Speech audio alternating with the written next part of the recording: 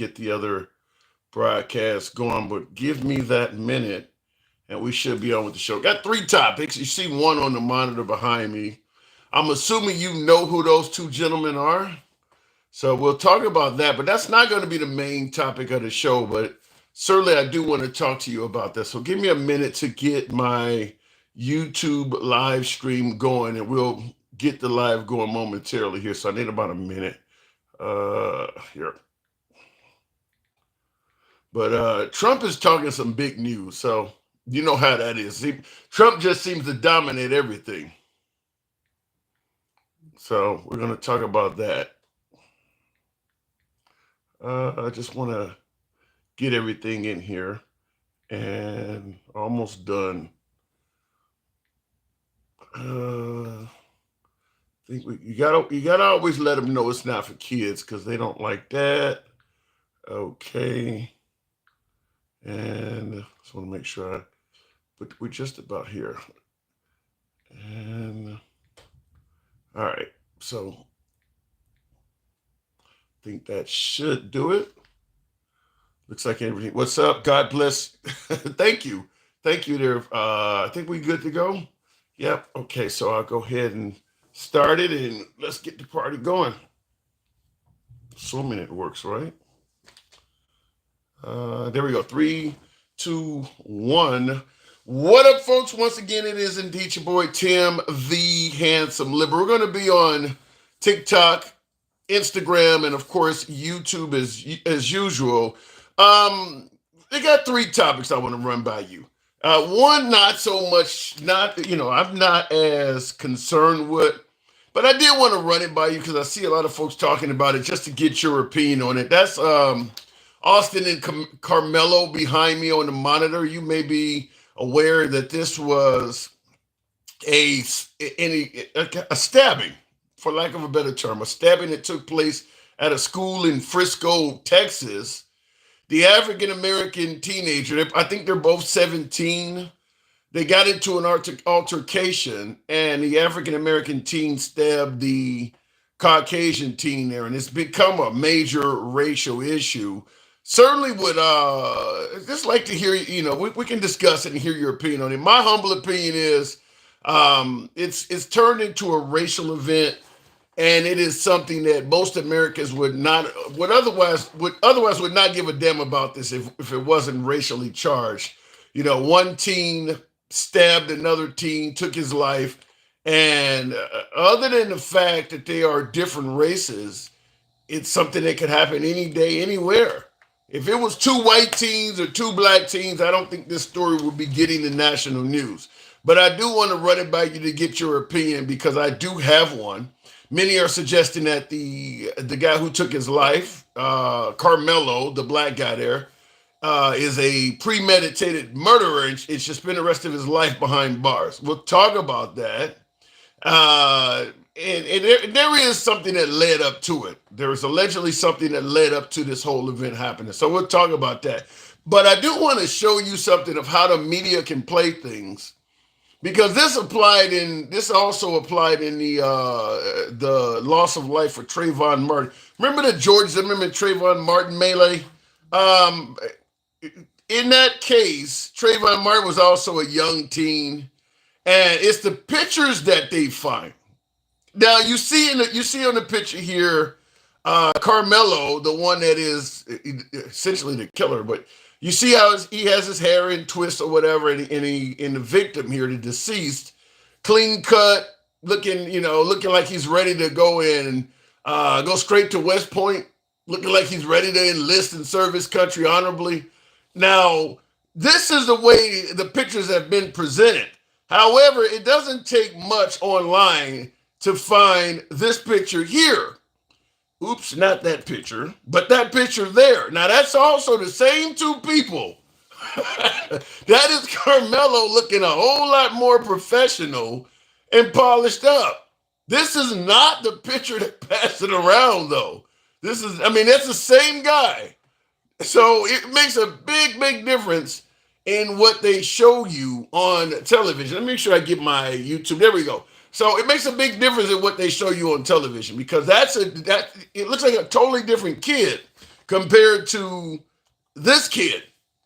It's just a haircut. But it also, I mean, the facial expression, he looks older in the picture. Just a look of more, I guess, a more menacing look was the attempt. Trayvon Martin, the same thing happened to him when he lost his life to George Zimmerman. They were finding certain photos to pick. Now, we'll talk about it and what you think. Do you think that this kid, because he's 17, I mean, he will be charged as an adult, but I'm going to say kid because my old ass, that's a long, long time ago. Do you believe he should receive the rest of his life behind bars? That's going to be the conversation. Joseph Miller, thank you for the super chat, says, reminds me of Rittenhouse too. Fucking bad self. Yeah, Kyle Rittenhouse, and I do believe Kyle Rittenhouse's action was in self-defense, but I believe he deliberately placed himself in harm's way. It would be like, for instance, me walking into, let's say, for instance, I got a bunch of firearms on me, and I walk into the middle of a Klan meeting, knowing that I'm going to provoke people, and I know I'm doing this because I got a bunch of weapons on me. I do believe Kyle Rittenhouse having a firearm empowered him. George Zimmerman, too, by the way. George Zimmerman was another one that felt empowered because he had a firearm. Firearms can get people in trouble. Elliot McCoy, thank you for the sub. Do appreciate that. Absolutely. Thank you. But yeah, I definitely believe that a picture can be worth 1,000 words. So they're showing you the more menacing picture of Carmelo here. But I keep bringing up another picture by mistake, and that is this picture here. This is a topic of the show tonight. This particular picture is of Armando Abrego Garcia. Who the hell is Armando? Armando is the immigrant that has been wrongfully deported to El Salvador. Now, Trump deported over 200 and some individuals to El Salvador, but he's the one that's making the news constantly because there's a notion that they deported the wrong dude. He didn't deserve to be deported. And the Trump administration, while they admitted that a mistake was made due to what they refer to as an administrative error, they are saying that he's an MS-13 gang member, so they don't want to bring him back despite a judge's order requiring them to bring him back. Now, here's the take on this. This guy has been in the country since he was 16, since 2011.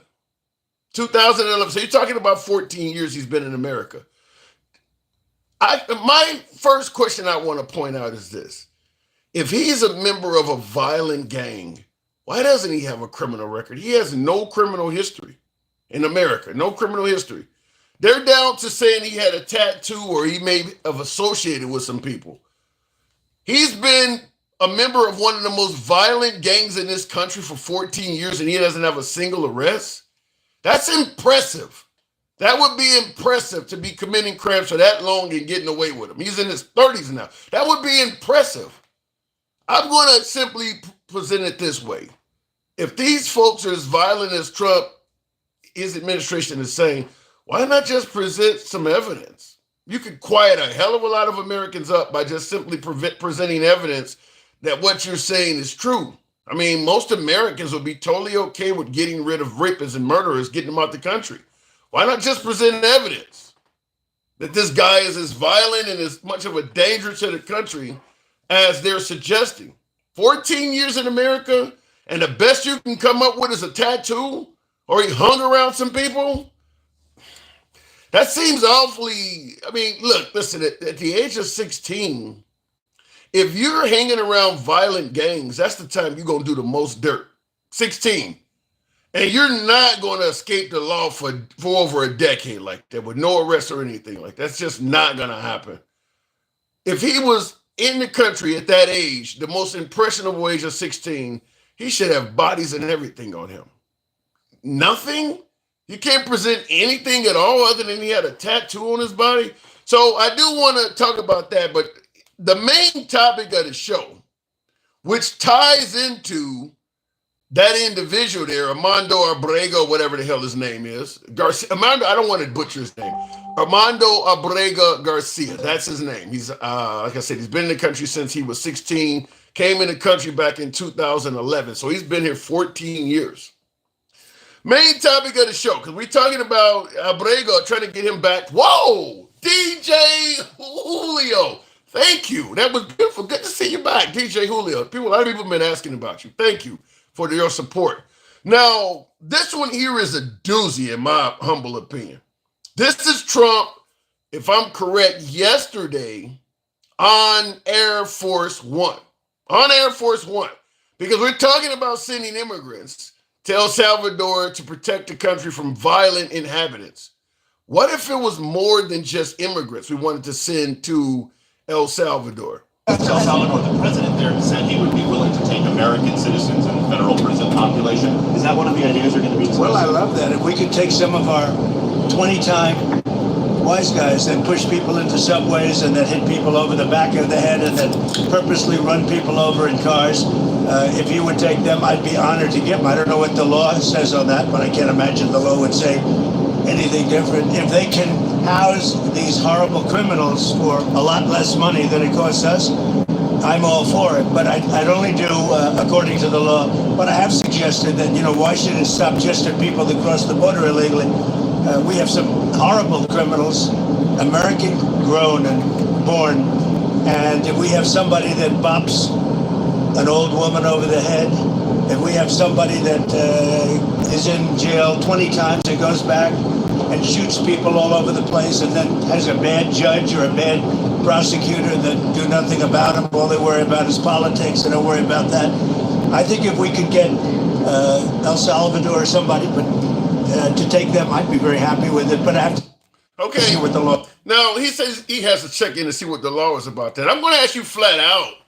Violent American felons, born and raised in America, regular, average, everyday average American citizens, they get caught up in the system for committing a violent felony. Would you be okay with dispatching them to a foreign prison? That is clearly what Trump is saying here, where he's willing to look into that. That is American-born citizen. Nothing to do with illegal immigration at this point.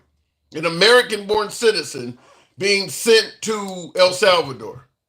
To save taxpayer money, of course. Would you favor that? Now, I'm going to point out a few things that we have to discuss in regards to this. Number one, if you are incarcerated, you are entitled to counsel to defend yourself. Obviously, that's going to be incredibly difficult if your attorney has to go to a foreign country to talk to you and discuss your case. Incredibly expensive. So the average person in this country already that gets caught up in violent crimes is going to be working with a public defender. Now you got to expect that person to come to El Salvador? Good luck on that. So that's the first thing. Defending your case is going to be probably short of impossible financially for most violent felons in America. Number two, oftentimes when you're incarcerated, you do get some form of visitation from family and friends. Now, this is one where I know a hell of a lot of you folks are not going to give a damn about. Fact is, if you're a violent felon, bank robber, killer, sexual assault individual, you don't deserve to see your family is what a lot of Americans are going to say. Well, if you're down in a foreign country, you're not going to see them. You're just not. If your family members have to actually fly to a foreign country, it's probably going to be cost prohibitive for them to do that, if they are even allowed to travel internationally and have the documentation and the ability to do so anyway. So not only are you going to have a hard time getting counsel, you're probably not going to get a visit at all while you're down there. Last but not least, this one is even darker. There are correctional officers all over this country that are often punished, disciplined, or even imprisoned themselves for violating rights of inmates. I'm talking everything from simple assault to violent beatings up to and including rape. This happens all over this country. Correctional officers abuse the convicted all the time. If you're in a foreign facility as an inmate, what sort of justice can you expect? I mean, just be real. The guy we're talking about now that's down in El Salvador, if he makes a complaint, do you really think the El Salvadoran government is going to take that seriously? So if you are an American sent to a foreign prison and you were abused while you're there, What type of justice? I mean, do you even know what the jurisdiction is, by the way? So that'll all come up. We're going to talk about that because Trump is, as you heard, indicating that he would look into sending American felons to El Salvador. You can't make it up. I know if I didn't play the clip of him saying it on screen, a lot of my beloved MAGA would suggest that it was liberal fear mongering or something you heard from CNN. And you know we are always MAGA friendly on the program. We don't block, ban, or censor, but we're always MAGA friendly. Nevertheless, you see him on screen actually saying that. So I want to hear from you folks right off the bat. Do you favor sending American citizens to a foreign country if they screw up? Looking in the comments, Doorjam Bennett, you shouldn't have too many choices if you're found guilty of a felony. I am a felon. Well, here's the problem with that, Doorjam, and I'll go straight to the box after this. The problem with your statement that you should not have too many choices if you're found guilty of a felony is our system makes a lot of mistakes. I don't know if you've heard of the Innocence Project, but that was a time when I used to donate money to them, and I've read their books. There's a lot of Americans that are found guilty for crimes they did not commit at all. Let me give it to you in a way that my beloved MAGA can understand. Whether it's the fake electors or the folks convicted in regards to January 6th, MAGA was readily up in arms, suggesting that, listen, people get railroaded all the time for shit they didn't do. When asked, if these folks are innocent, why did they plead guilty on January 6th? Or why did Trump's fake electors plead guilty if they didn't do anything wrong? Well, you know, the system is going to railroad them, and you sometimes you take a plea to get a lesser sentence. They clearly could see that. But for some reason, they don't see it when it happens to people beyond folks that are part of the MAGA environment. Prosecutors railroad citizens all the damn time. Whereas a public defender may tell you, look, I believe you did not commit this crime as well.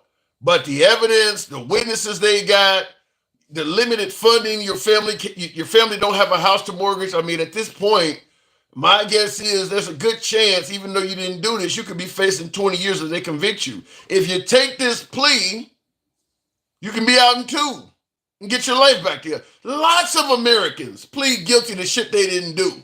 So I just wanted to push that back on you, Doorjam, and thank you for your support. But you said you should not have too many choices if you're found guilty of a felon, and I'm a felon. Point is, there's a lot of felons that should not be a felon. They should not be a felon. They took a plea because they didn't have the money to actually fight their case. Keep in mind, if O.J. Simpson was O.J. Simpson, the garbage man, he would have died in a California prison. Having money makes a big difference in our penal system. You get sent to El Salvador as a middle class or impoverished American, you're probably not coming back. It's as simple as that. You're probably gone. Okay, so looking in the comments right off the bat, when Trump gets impeached for the 3rd time, send him there because that's where he belongs. You think Trump's going to get impeached for a 3rd time? Wow. I'd like to know what the 3rd impeachment is going to be. Going straight to the box, Jeremy. Good evening, Jeremy. Welcome to the program. Sending Americans to El Salvador. Jeremy, what say you? Yeah, I don't like it. I don't think it's a particularly good idea, but I don't think it's a particularly bad idea either. I think that it's just an idea that's a more bad than good. So I think that we should have more prisons that run like El Salvador's prisons in America. What about El Salvador's prison do you favor? I favor both kinds because as I've shown you before, there's more than one type of prison. There's the lower level ones like La Esperanza, where people are actually. We have that already, though. We have maximum security prisons in this country now. Yeah, but the thing is, we don't do it right. When it comes to maximum security prisons like CCOT, they do it much better because they're given a lot of time to like associate with each other. The gangs at a lot of these prisons oftentimes run the prisons when you really get down to it, and the staff just kind of lets it happen. And that's not a particularly good thing, especially like if they have, say, a date that they're going to get out on. Mm-hmm. I don't think that's a good thing because then it's kind of like criminality 101, and except It's a prison. It's like going to college for being a better. Like Yeah, a lot okay, of I get you, and you're not the only one that suggests going to prison in America makes them more hardened and more better at committing crimes. But I'm going to ask, if you do 10 or 15 years in that environment in El Salvador, do you think they're releasing upstanding citizens when they come out of that after treating them like that for that long?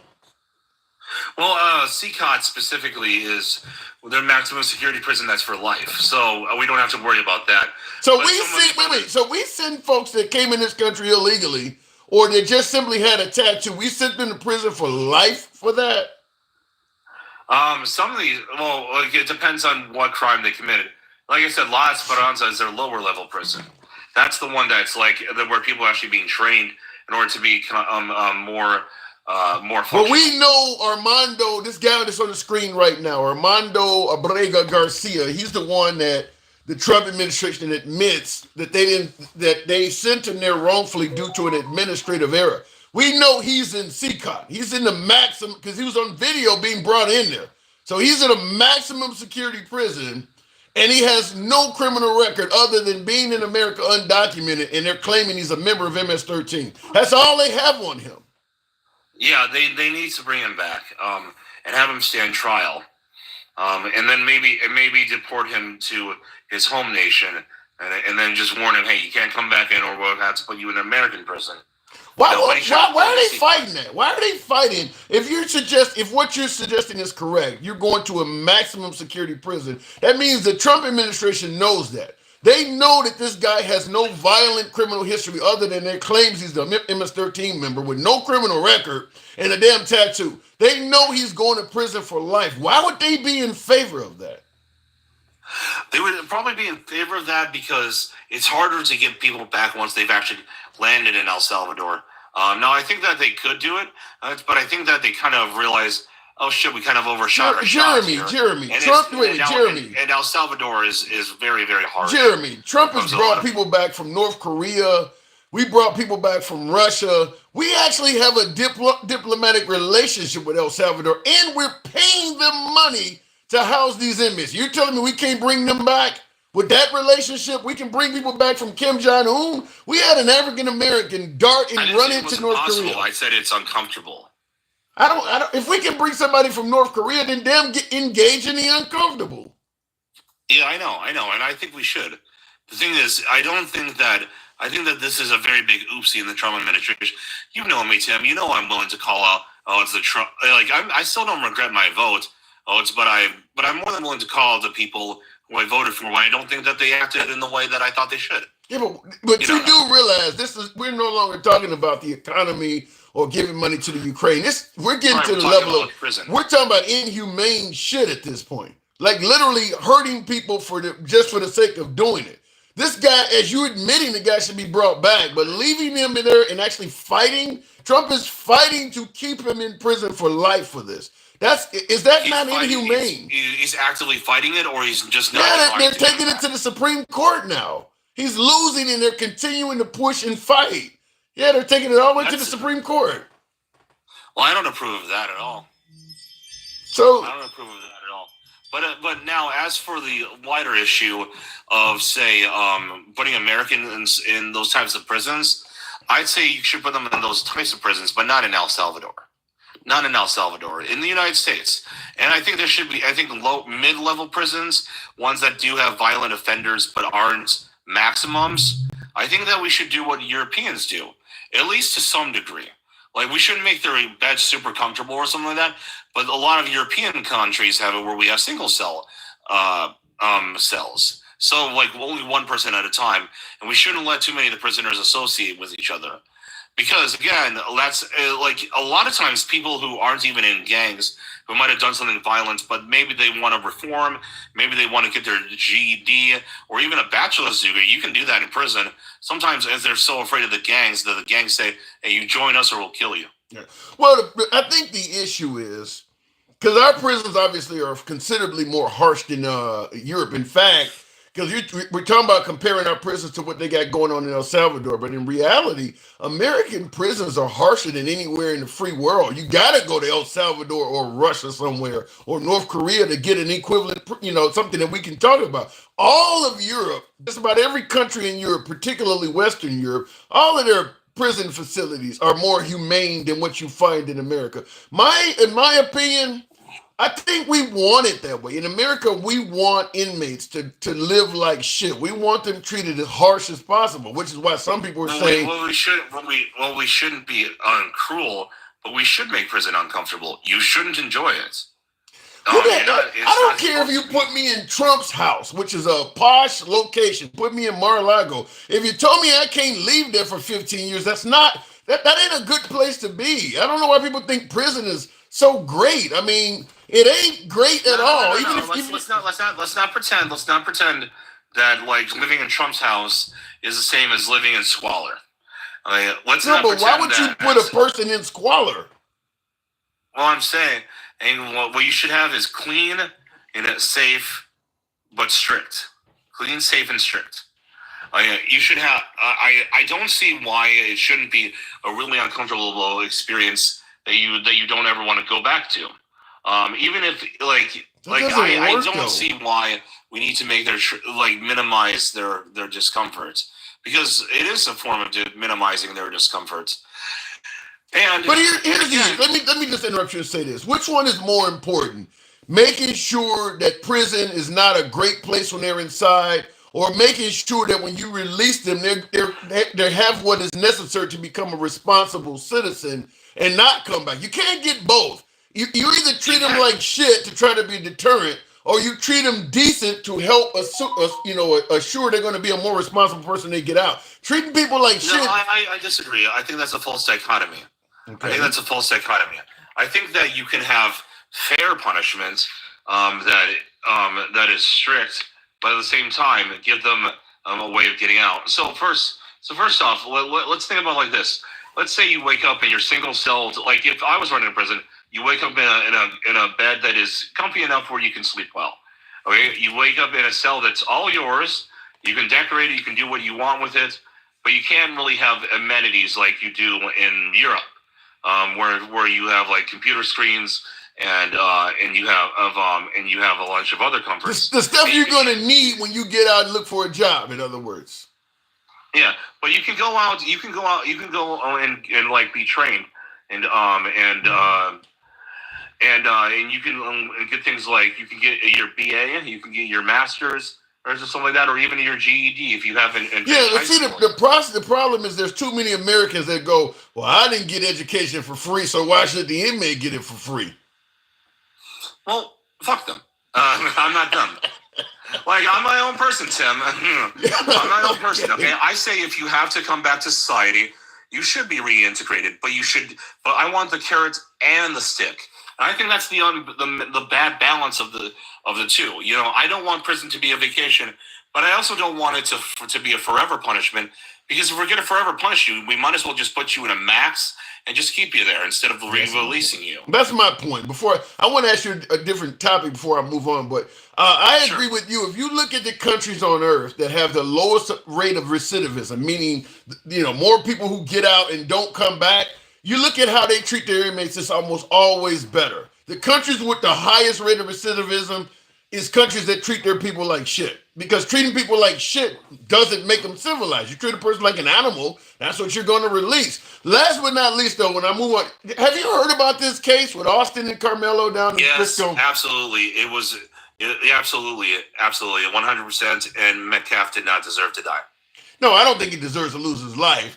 But do you believe that this guy is a cold-blooded, premeditated killer? I think so. Because here's the thing. What people keep forgetting is that he didn't just it's not like an event that would make sense to have a bunch of knives or something like that. This isn't like an outdoors event with the Boy Scouts where you're going to have like a knife on you to chop apart wood and cook things over a stove. That would make sense. He's just armed. He's carrying a knife. I get it. He's carrying a knife. Yeah, there's got to be some kind of premeditation there. Yeah, but here's the point. I mean, because if you're saying it's premeditated, I mean, are we assuming that he just walked up to an innocent guy and just put a knife in his chest? I mean, was there?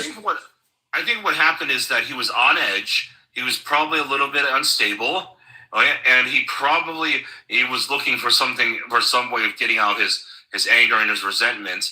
And then this guy Metcalf just comes up to him, demands he gets out of his seat, and I think he was in that seat just to piss people off, just to start something. And then all of a sudden, and a few seconds later, it's pretty clear what happened. I'm hearing the notion. I'm hearing folks suggesting that this guy was the deceased was messing with him, and he even told him, "If you touch me again, see what happens." So gave him a kind of a fuck around and find out warning. But it sounds like there was some sort of at least physical contact initiated by the deceased. Have you heard that at all? I've heard conflicting stories. What I can say for sure is at most if Metcalf really did anything, he should have just gotten ass whooping. That's about it. Yeah, I'm going. If what I've heard, and that's assuming he actually put hands on. That's assuming he actually put hands on. Yeah, my guess is, and I do agree that it sounds like he may have overreacted to some violence being put his way, but I have a hard time believing this guy just showed up and plunged the knife into the chest of some innocent person that was just sitting by him. I do believe this guy done something, even though it may not have warranted, lethal force. So from what I've heard so far, I'm going to assume he probably does deserve some time, but I don't think the deceased is just 100% innocent and was just sitting there and all of a sudden somebody's trying to take his life. I don't buy that. Yeah, well, you never know. Like, listen, I've been homeless before, and I'll tell you what: when you get around a mentally unstable person, and you can say innocent stuff, and they'll try to start a fight with you.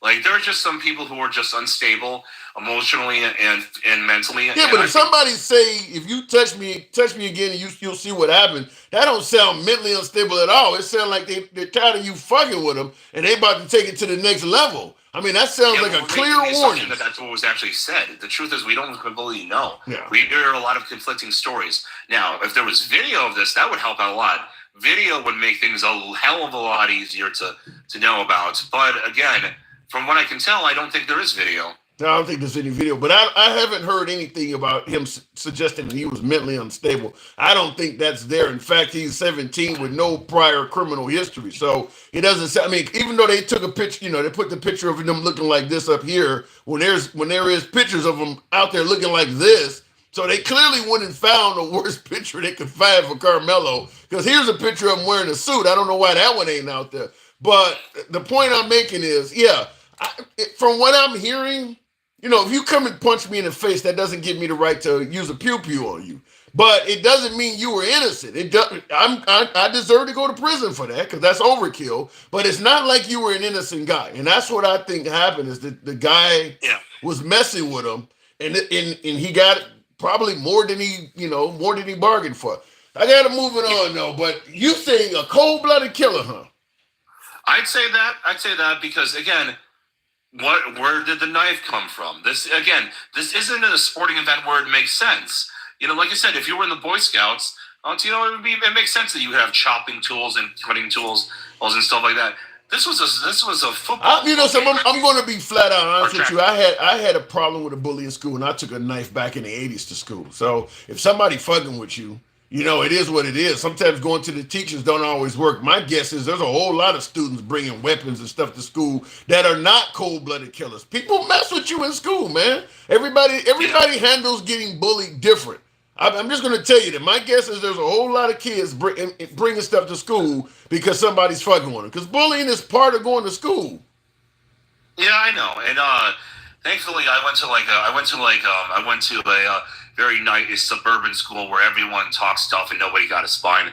Yeah, I mean, but like he's sitting around this guy, his brother's there. I mean, because if the guy messed with him, people say, well, you should have, he laid hands on you, just lay hands back.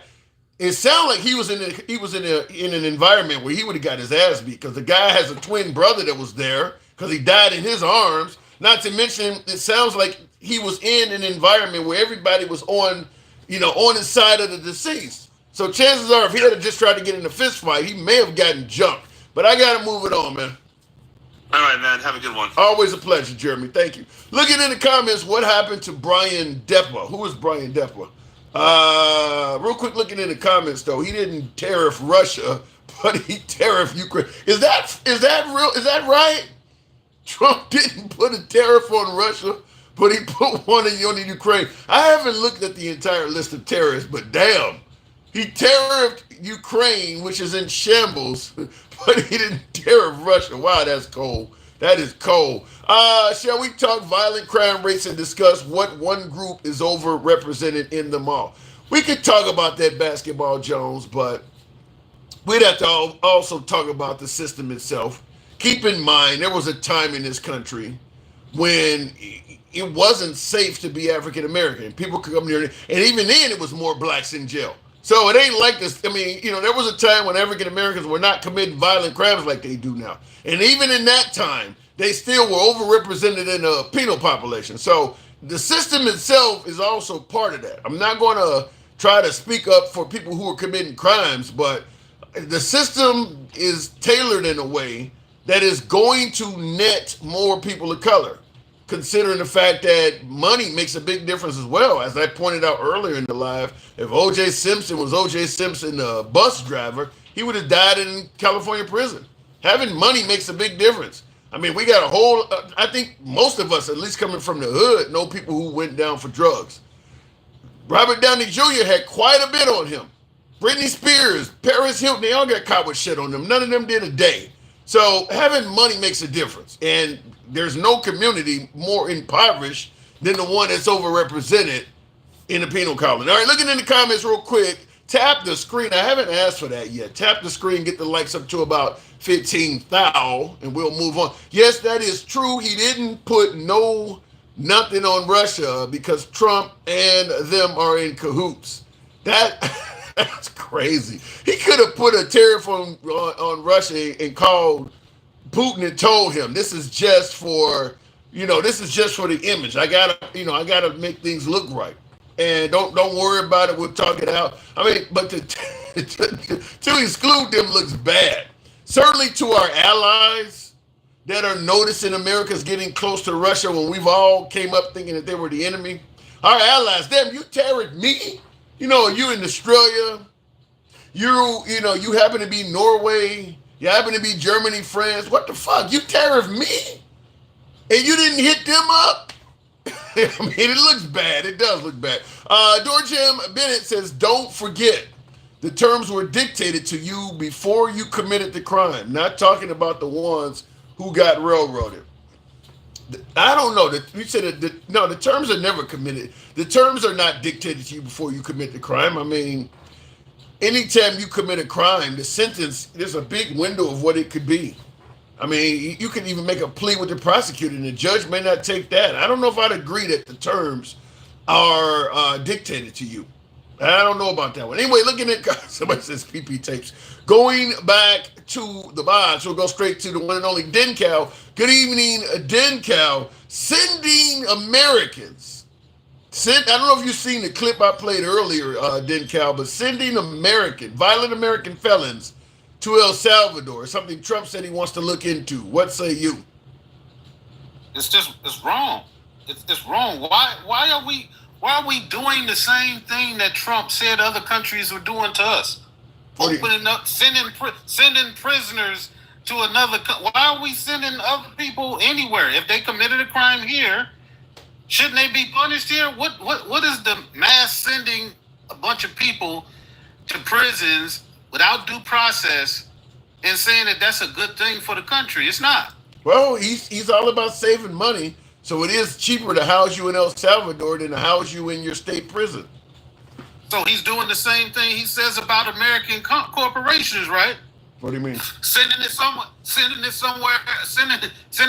else because it's cheaper. Yeah, he actually is doing that. That's a good point. You outsourcing So Americans. Yeah, America first, huh? Yeah. We spending our money over there in another country. And actually, it's interesting you point that out because, yeah, if he does start outsourcing inmates, You're getting rid of American jobs. The what do you call them? Correctional officers that would normally American correctional officers that would normally have the job of being over those folks. You're outsourcing that to El Salvadorian correctional officers. Right. I'm glad.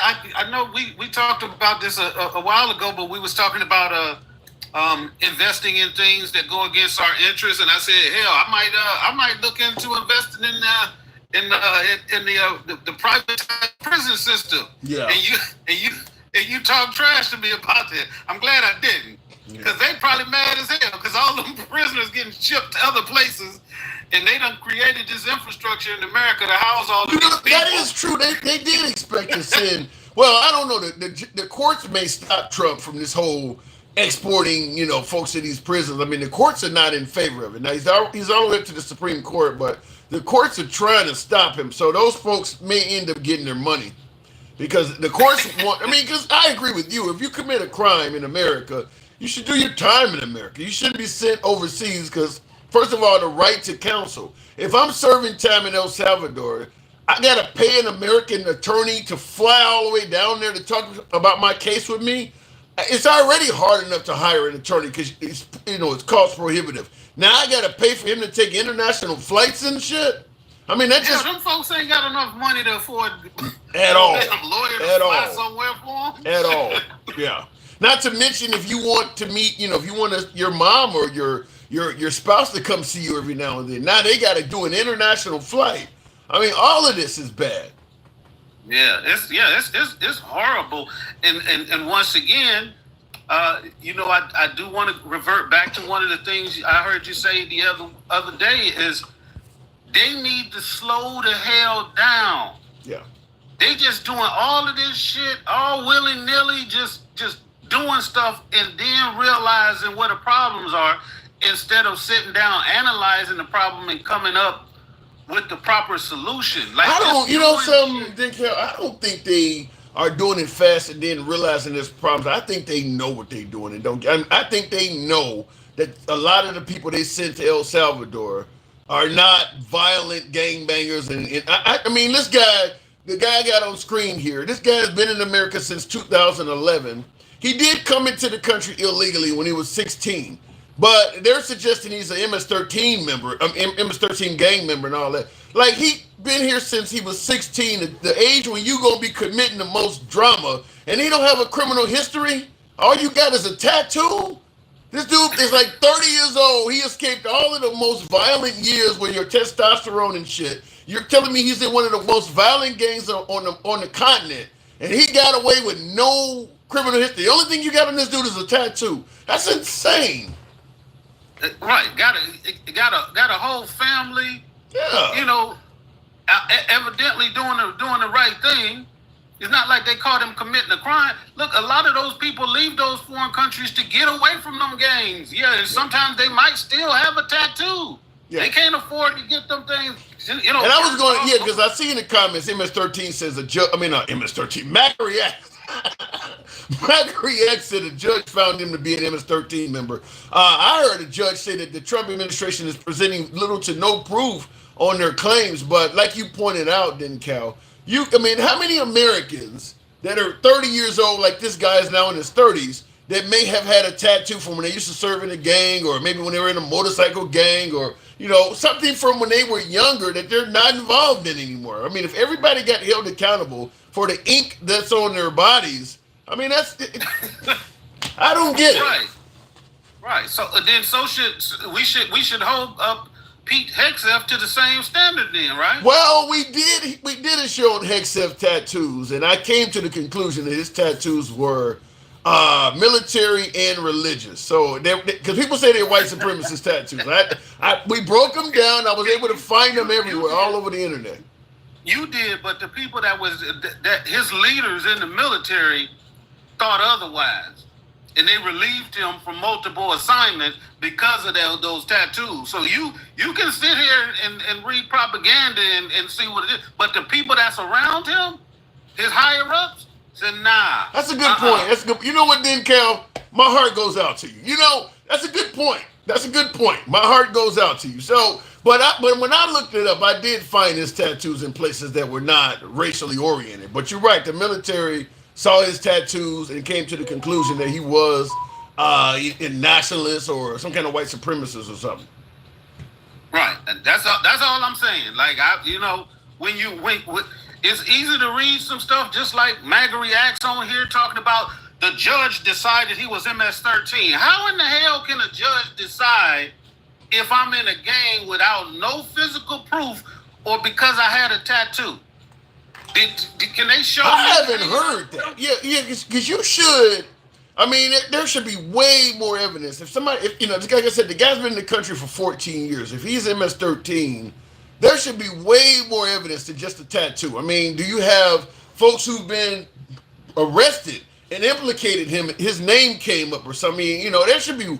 Right. Here's what I'm saying. If you're going to send this guy to El Salvador and is getting all the flack that the Trump administration is getting all the backtrack, just show some real evidence, because a lot of Americans would be okay with sending a bad guy away. The fact that they're not producing evidence. I mean, we couldn't argue. We couldn't argue for the guy if they, if they showed him flashing the set and was hanging out and was bumping the music in the barrio, but even that does not mean. I think they did do that. I think they did. One of the guys they got down there that's apparently a gay hairdresser or something. They found a picture from when he was throwing up what looked like it. He had his index finger, his pinky, and his thumb up like this. He claimed it was indicating rock and roll. They're saying he was throwing up a gang sign. He was 14. Now he's a grown ass man. The picture they used against him was from him. He was 14, suggesting that he was a gang member. I guess once in the gang, always in the gang. Exactly. That's what I'm saying. Should we go ahead and lock up Snoop Dogg? I mean, can we go ahead and start getting rid of anybody who claimed gang? Murder was the case that they gave me. I mean, yeah, but that is correct. I mean, Snoop Dogg he's still on TV doing crip dances and shit. He would definitely be qualified. They would get rid of Serena Williams. She also did a crip dance during the Super Bowl halftime show. Right? Does that make her? Yeah. Does that mean she's as down low as the bar is for MAGA? Yeah, Serena would have to go. She got to go. Listen. There are gangs all over the place. They go by different names. They go by cliques and clubs and all that kind of stuff. To say your mere, your admittance to that group means that all of the crimes that's been committed are now attributed to you is insane. Yeah. It's not a crime for an American to be in a gang member. So, listen, if you believe somebody is part of a violent group and you don't want to give them authority to enter the U.S., that's one thing. But to send them to a maximum security prison for which they may never get out, that's on par with North Korea somewhere. Nobody in the free world. Because when I lived in Australia, they had a hell of a lot of Papua New Guinea, Fijians, Samoans coming in their country illegally. Nobody gets sent to maximum security because they're allegedly in a gang. That alone, just a tattoo. Without due process, without any process. Yeah, and I bring that up that every year in this country, you have Americans that get in trouble with the law. Not born Americans, red-blooded Americans get in trouble with the law, running from the feds, running from the marshals, running from the state police, and they run right on into Mexico or Canada trying to escape from their own troubles, and that means they're in Canada or they're in Mexico illegally. They always get due process. Canada and Mexico has never denied any of us due process, yet Americans are okay with this. And not just the Americans, the right-wing part of the people who always claim to be what do they call themselves? They for the law. What's that? Law and Order Party. Yeah, Back to Blue. Party. Yeah, back to blue as they beating them over the head. Back to blue. Well, like backing them up, black and blue. Well, I don't know. Real quick before I move it on, you heard about the case? I did not. I just looking at it, and I know people gonna feel some kind of way. If I haven't heard much about it. I just keep seeing this same picture. But I'm wondering, was MAGA reacts? Whose side was he on? Was he on the black guy's side? I haven't talked to him yet. He's on deck. I have not talked. No, I mean, what was the other guy? Jeremy. Jeremy thinks that the African American here, Carmelo is his name, was a cold-blooded killer. And I literally asked him that. Well, that's a quote. You think this guy's a cold-blooded killer? He said yes. So he thinks the guy's a cold-blooded killer. And he formed his narrative around that too. Yeah. Talking about, those guys, sometimes they're mentally ill, and sometimes basically saying that anybody who carries a weapon around is premeditated. Like all of the people who have CCWs walking around, if they do something, it's premeditated. No, just because you have something that you feel like is for self-defense and something actually happens and you need it, that's not premeditation. That's a great point, because he's not the only one. I was in AJ's live earlier, and they were saying the same thing. You don't supposed to bring a weapon on a school event, so it shows that it's premeditated. I mean, you got a hell of a, as you rightfully point out, you got a lot of 2A folks who say, I'm not going nowhere without the right to protect myself. Even if the store or the grocery store says you can't bring firearms inside, to hell with them, it's concealed. I'm not going in here just in case something happens. So if they do get into a melee, you're right. You were premeditated. You came in. I mean, it doesn't make any sense the way you pointed it out. Right. And then put yourself in his situation, as you described earlier, like, I don't know all of the ins and outs, but you said like he was in a situation where he was around the other guy's people, his brother and probably some of his other friends. That's not how premeditation works. You don't do that kind of shit in front of all his people. You catch him slipping. If it's premeditated, you're not gonna be like, I'm gonna wait until I get into the lion's den before I try to kill the lion. Yeah, that's the same argument I get with the LGBTQ, the trans. I'm like, if a trans person is gonna harm a kid, they're not gonna do it in a public bathroom where anybody can walk. Yeah, you're right.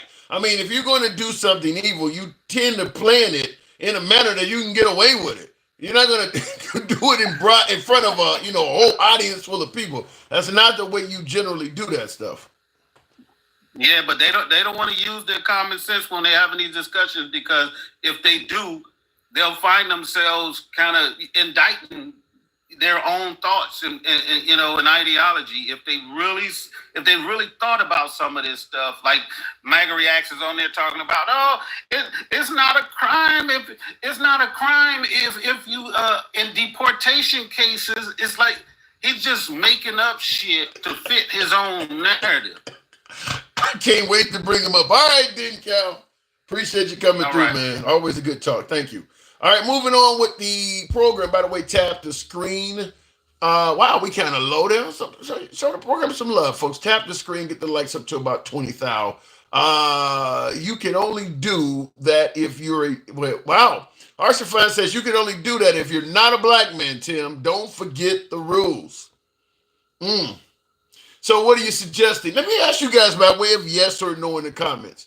By way of yes or no in the comments, if the knife welder was the white guy in this picture, do you believe America would treat things differently? Let's say the black guy, he had told the black guy ahead of time, if you touch me, touch me again and you're going to find out, because that's what allegedly he told him.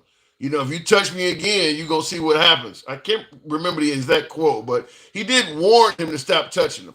If the situation was reversed, and you had the white guy in possession of a sharp instrument telling the black guy, quit touching me or you're going to see what happens, do you believe America would see this case differently? Just wondering, shooting the shit with you, wondering what you say. So it is okay to bring a knife to a fist fight. Dorjan Bennett, no, it's not. No, it is absolutely not. However, innocent is innocent, guilty is guilty. I mean, like I said, I don't believe that the deceased deserved to perish, but it doesn't sound like he was just some innocent victim that the guy just got up and plunged a knife in his chest. He does sound like he might have been taunting the guy and bit off more than he can chew. My guess is Carmelo will get some time. Based on what I've heard so far, I think he deserves some time, but I don't think he deserves to, to rot inside. I think, listen, if somebody punch you in the face and you pull out something deadly and get them with it, you're going to probably do some time. But the courts probably will take into consideration that they were assaulting you. Bottom line is jail. Now, Door Jam, I don't agree with you there. El Salvador. He said, bottom line, jail is jail. No, sending somebody to El Salvador versus sending somebody to, a institution in America, big difference. If I'm correct, I think I read an article for the video I'm making where they said that over 200 inmates died in that El Salvadoran prison. I think last year or the year before last. 200. That's a lot for one place. 200 deaths? That's a lot. And I'm going to tell you flat out, I don't believe it's all due to inmate on inmate violence. Looking at the way they're being treated when they're being brought in, you giving the correctional staff that much power over them? Wouldn't surprise me if some of that is coming from there. And even in our penal facilities, correctional officers go down for being violent to inmates, sexually violent, all of that, all the time. So anyhow, moving on with the program, and thank some of you folks that are tapping the screen. Give me up to 25 so we can take the next caller. About a minute of tapping. We are also on Instagram as well. Real quick in the comments section here. Yes, he was. The Trump administration admits it was an administrative error. Yeah, they did admit that. The Trump administration did admit it was an administrative error that got him deported to El Salvador. Here's the thing.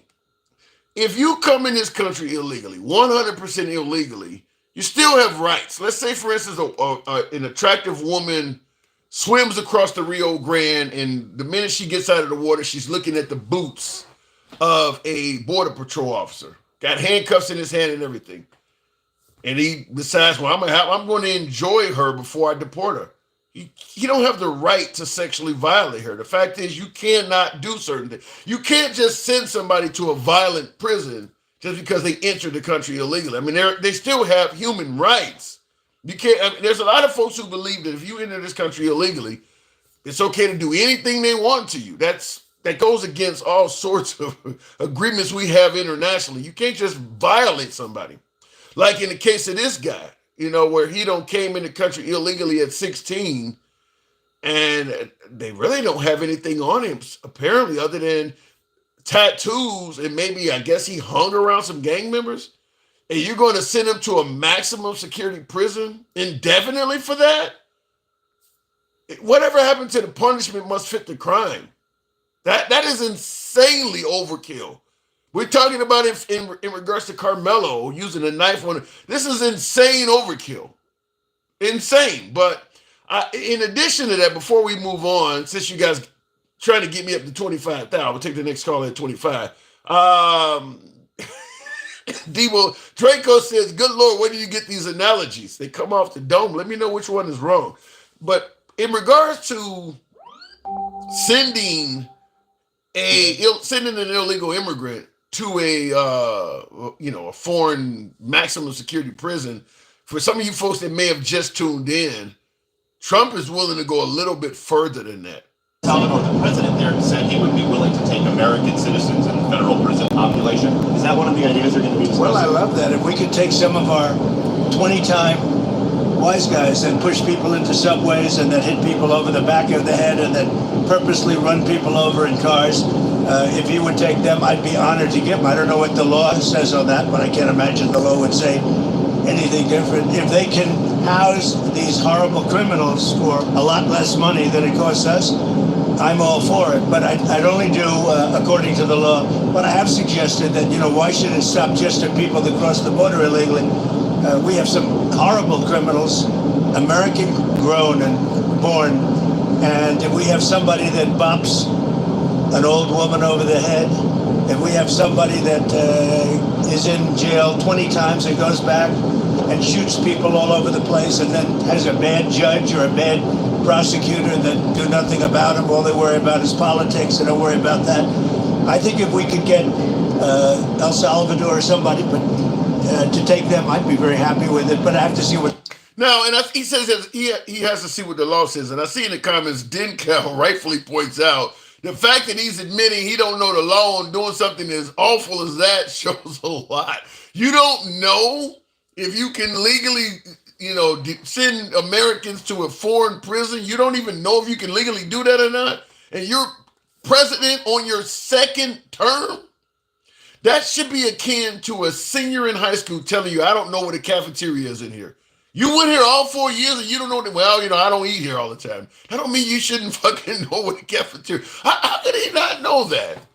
How could he not know you don't have a right to send Americans to a foreign prison? Wow.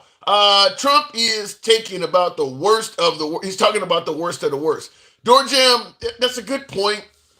You hear him talking about Americans that push folks in the subways, running people over with cars. And Door Jam is saying, listen, yeah, he's talking about sending people to, a violent prison on foreign soil, but he's only talking about the worst of the worst. Keep in mind, when it comes to sending folks to El Salvador, sending immigrants to El Salvador, remember, it started out with rapists and murderers. The worst of the worst, as Door Jam Bennett is saying. It started out with, we're going to get rid of rapists. We're all the way down to tattoos now. So understand that he may start out, even in the case of Americans, the worst of the worst. But before you know it, the bar is way down to the point where shoplifters are going now. It could even be political dissidents. But understand, when it comes to deporting illegal immigrants, Trump started out with rapists and murderers. Now you're getting folks, well, he didn't, they spoke out in favor of Hamas, or they were criticizing America. The bar is on the floor. You had to be one of the most violent felons when you listen to Trump at his campaigns. Now they're talking about tattoos. So they literally coming up with anything at this point. So just understand, I've talked about this, and I'll go to the box after this, but understand, if you overlook somebody mistreating someone else, understand people will overlook them mistreating you. If it's okay to do it to them and treat them as less than human because we believe they are bad people, it probably won't be hard to get Americans to overlook it happening to you because somebody's been convinced that you are a bad person. Let me go back to the box. It's against the Constitution. Yeah, I thought it was. Why doesn't Trump know that, though? Why doesn't he know it's against the Constitution? Wow. Mike, good evening. Welcome to the program, Mike. You've heard it. Now, sending Americans to a maximum security prison on foreign soil, what say you? I say that it's absolutely ridiculous, but I'm not surprised. Why isn't MAGA's? I mean, that's, like you, as many point out, is clearly unconstitutional. Why do you think MAGA's not criticizing them for that? That's pretty harsh. Because they don't think it applies to them. See, the bar, Tim, the bar hasn't moved. They've just been ignoring it. The bar has always been low. The bar has always been extremely low for expectations. And let's just call it what it is. And you know, so funny. And I've already heard it about both of these cases. Why is it always about race? As if minorities are always looking for shit to be about race. It's like we wake up looking for it. They call it victim mentality. Yeah, we wake up to these kind of scenarios. We wake up to listening to an innocent man who was here legally, he got his legal status in 2019. Jeremy said he needs to come back and have his day in court. He didn't do anything. Yeah. He has no reason to be going back to court. What are we talking about? Well, the problem is when Trump got in office, he kind of changed the rules. The guy came in legally, just like you could claim asylum, which was a legal way to come in this country. When Trump got in office, suddenly people who had came here legally through that method became fugitives. So this is what a lot of folks on the right do not understand is that, they say it's okay for to come to the country, just come legally. They did come legally. It's just the Trump administration did not acknowledge that Biden had the right to make that a legal way of entry. Because they want this to be the white Christian nationalist white country that we've said they want to. And when we say it, we're fear-mongering. But we can point to evidence in our face that shows maybe we're right. Just maybe we're right about this. I mean, listen, Tim. And the other topic I want to get to in a second, because I really want to take my time with that topic. Okay. Because I really think it's important. And I really want. I'm dying to hear your opinion on that, but go ahead. I really want to be wrong because it's really the next linchpin in all of this shit that we're talking about and going through today in this country. How they changed the goalposts and they move it for black and brown folks is crazy. Give me an example. What you're talking about, because Golden in the comments is saying caller is paranoid as hell. So someone, yeah. So right, and this is my point, Tim. We're paranoid, but they have nothing to support this other than racist tropes. And here's what I mean by that. It should be clear for everybody, whatever side of the aisle you're on, to say they've admitted that this man was deported in error. He has no affiliation on record. The courts no one ever deemed him an MS-13 member. Trump's administration said that it was an error. The judge, through the judicial system, said bring him back. No, the Trump administration is saying he's MS-13. Yeah, but he's not. And here's the thing. If I bring up something, I'll go do my research before. I haven't seen anything. Just because they say alleged, well, once you say alleged, Tim, all bets are off because it's alleged. Nothing's been confirmed. Yeah.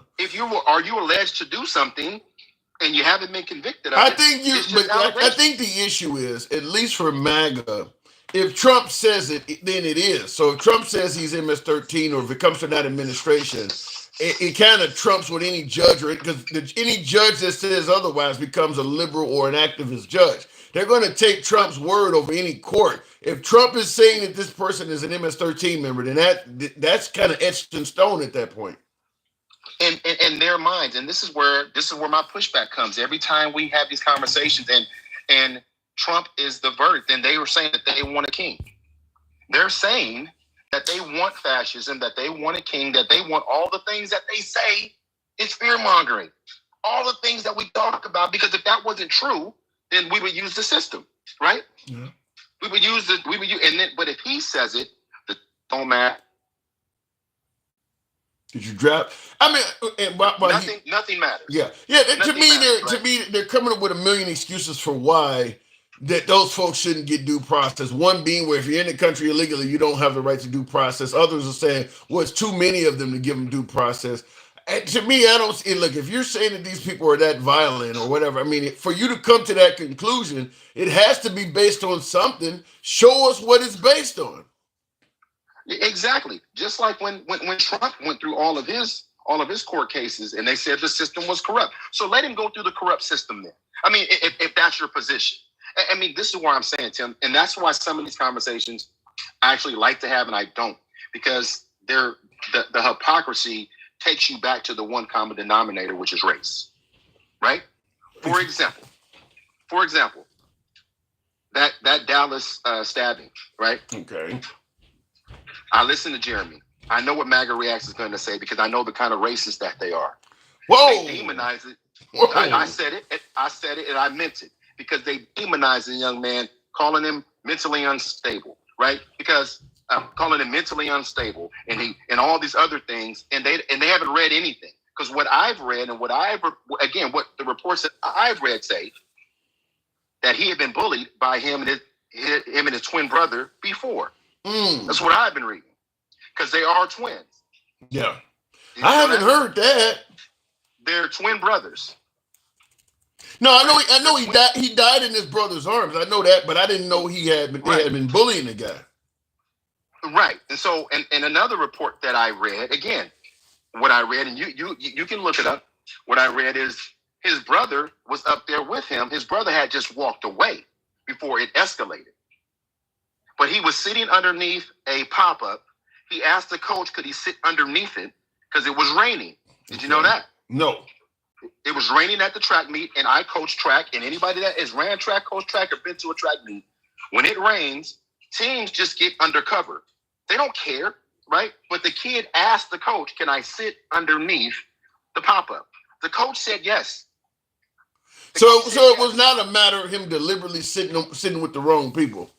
No, the coach said, yes, you can sit underneath here, as I would expect most coaches to do is he's looking for refuge while it's raining, and we know it rains at track meets all the time, right? Wow, I had not heard that.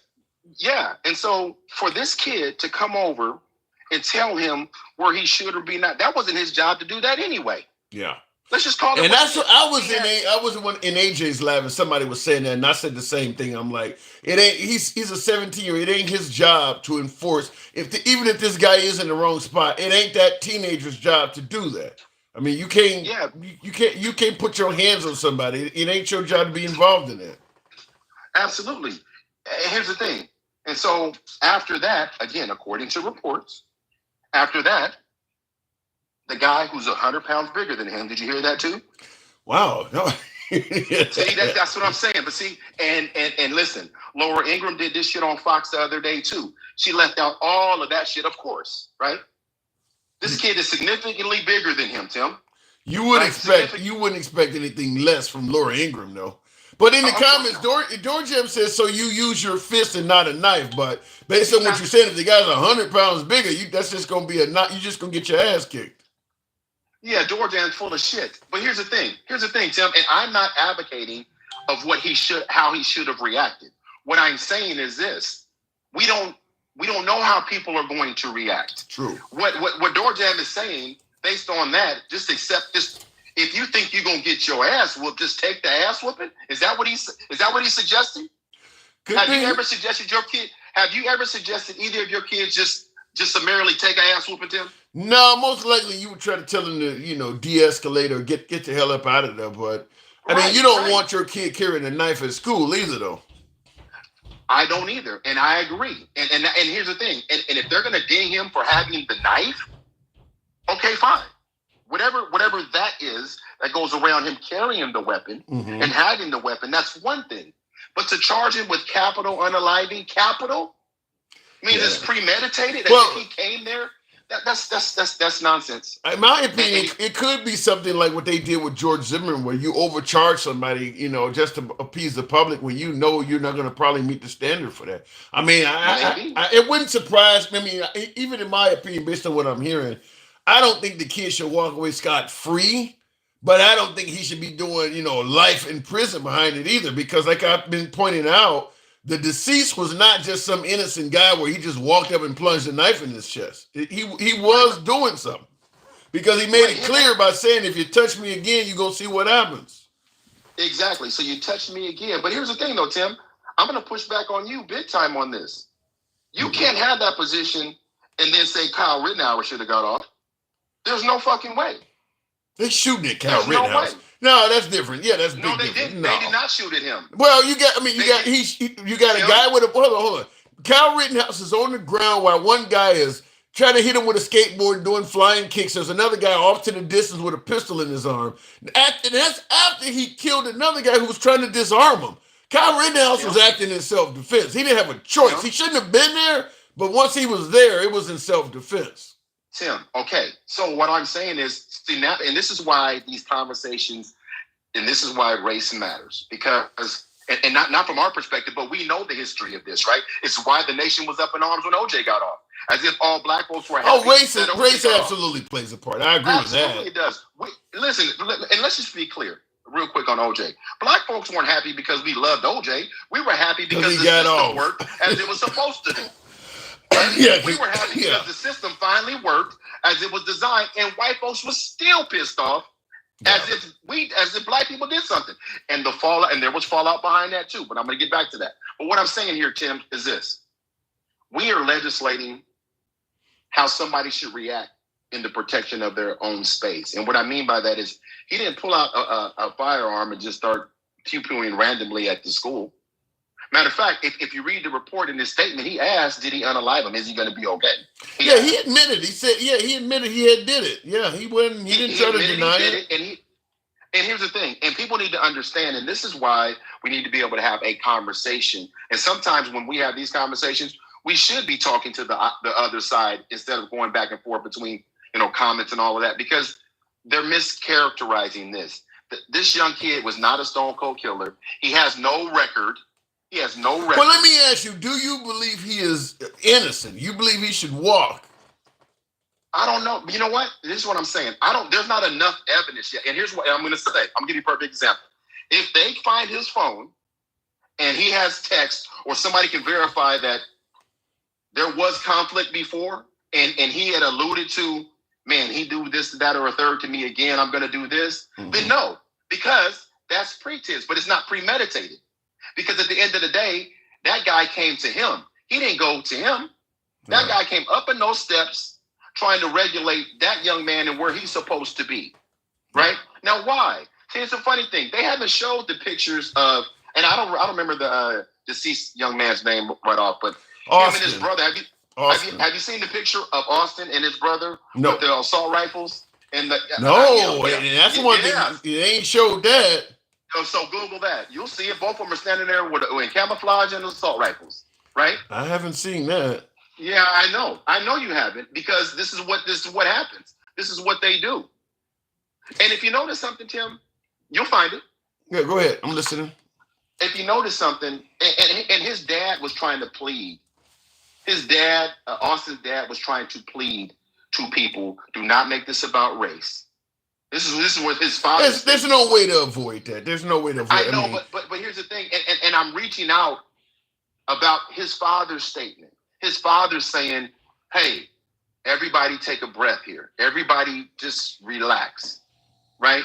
Like, when he could have come out and just went in, but he didn't. Right? But he didn't. So all I'm saying is, we come to these conclusions that, let me find this picture. I'm looking at it. I see. I mean, it's not very clear, but I'm looking at it. He got a long rifle in his hand. Him and his brother, right? No, I just him and his dad here on a hunting trip. Wait, was that his dad? Was that his dad, or was his brother? I think they said that was his dad. Okay. Because, but your point is well taken. That if there was a picture of Carmelo, right there, keep scrolling down. Right? Isn't that right on the right? On the right? Oh yeah, yep. That. They got this picture. He refers to them as a suspected white supremacist. Damn. Okay. I don't know what you think about that. And Michael did not say that. And Michael is not saying that. Right? I'm trying to be fair about this stuff, Tim. I really am, because they didn't put the nice picture of the young man. They put his booking picture. It's right. Just, we have to stop. And here's the thing: until white people see this and acknowledge it, like when we talk about sending all these, there it is, right there. Right? Now, if the shoe was, now they're trying to portray it the other way around. They're trying to make it seem like this kid is unhinged. He comes from a two-parent household. His family does very well. He's not this monster. No, he has no criminal history or anything, so he doesn't fit the narrative. But like you said, they are. This is kind of like when what is his name? Trayvon Martin was killed. He didn't have any criminal history, so they started finding a way. He smoked weed. He was truant from school. They were desperate to find something on this 17-year-old victim. So the same thing, they put out the worst picture of him wearing a hoodie and things like that.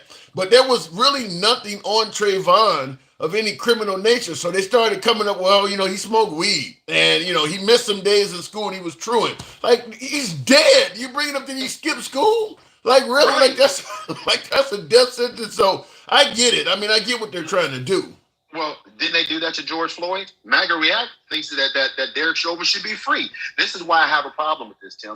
But I will say, and I do believe that George Floyd was murdered, but George Floyd did have a legitimate felony rap sheet. I mean, he had a real rap sheet. Okay, and again, I'm going to say this because we were talking about prisons. Once the judge sentences you to your time, that's the time for what you did. Yes or no? In other words, once you paid your debt to society, leave them the fuck alone. Yes. Yeah. But what they did with George Floyd, they took him back to it.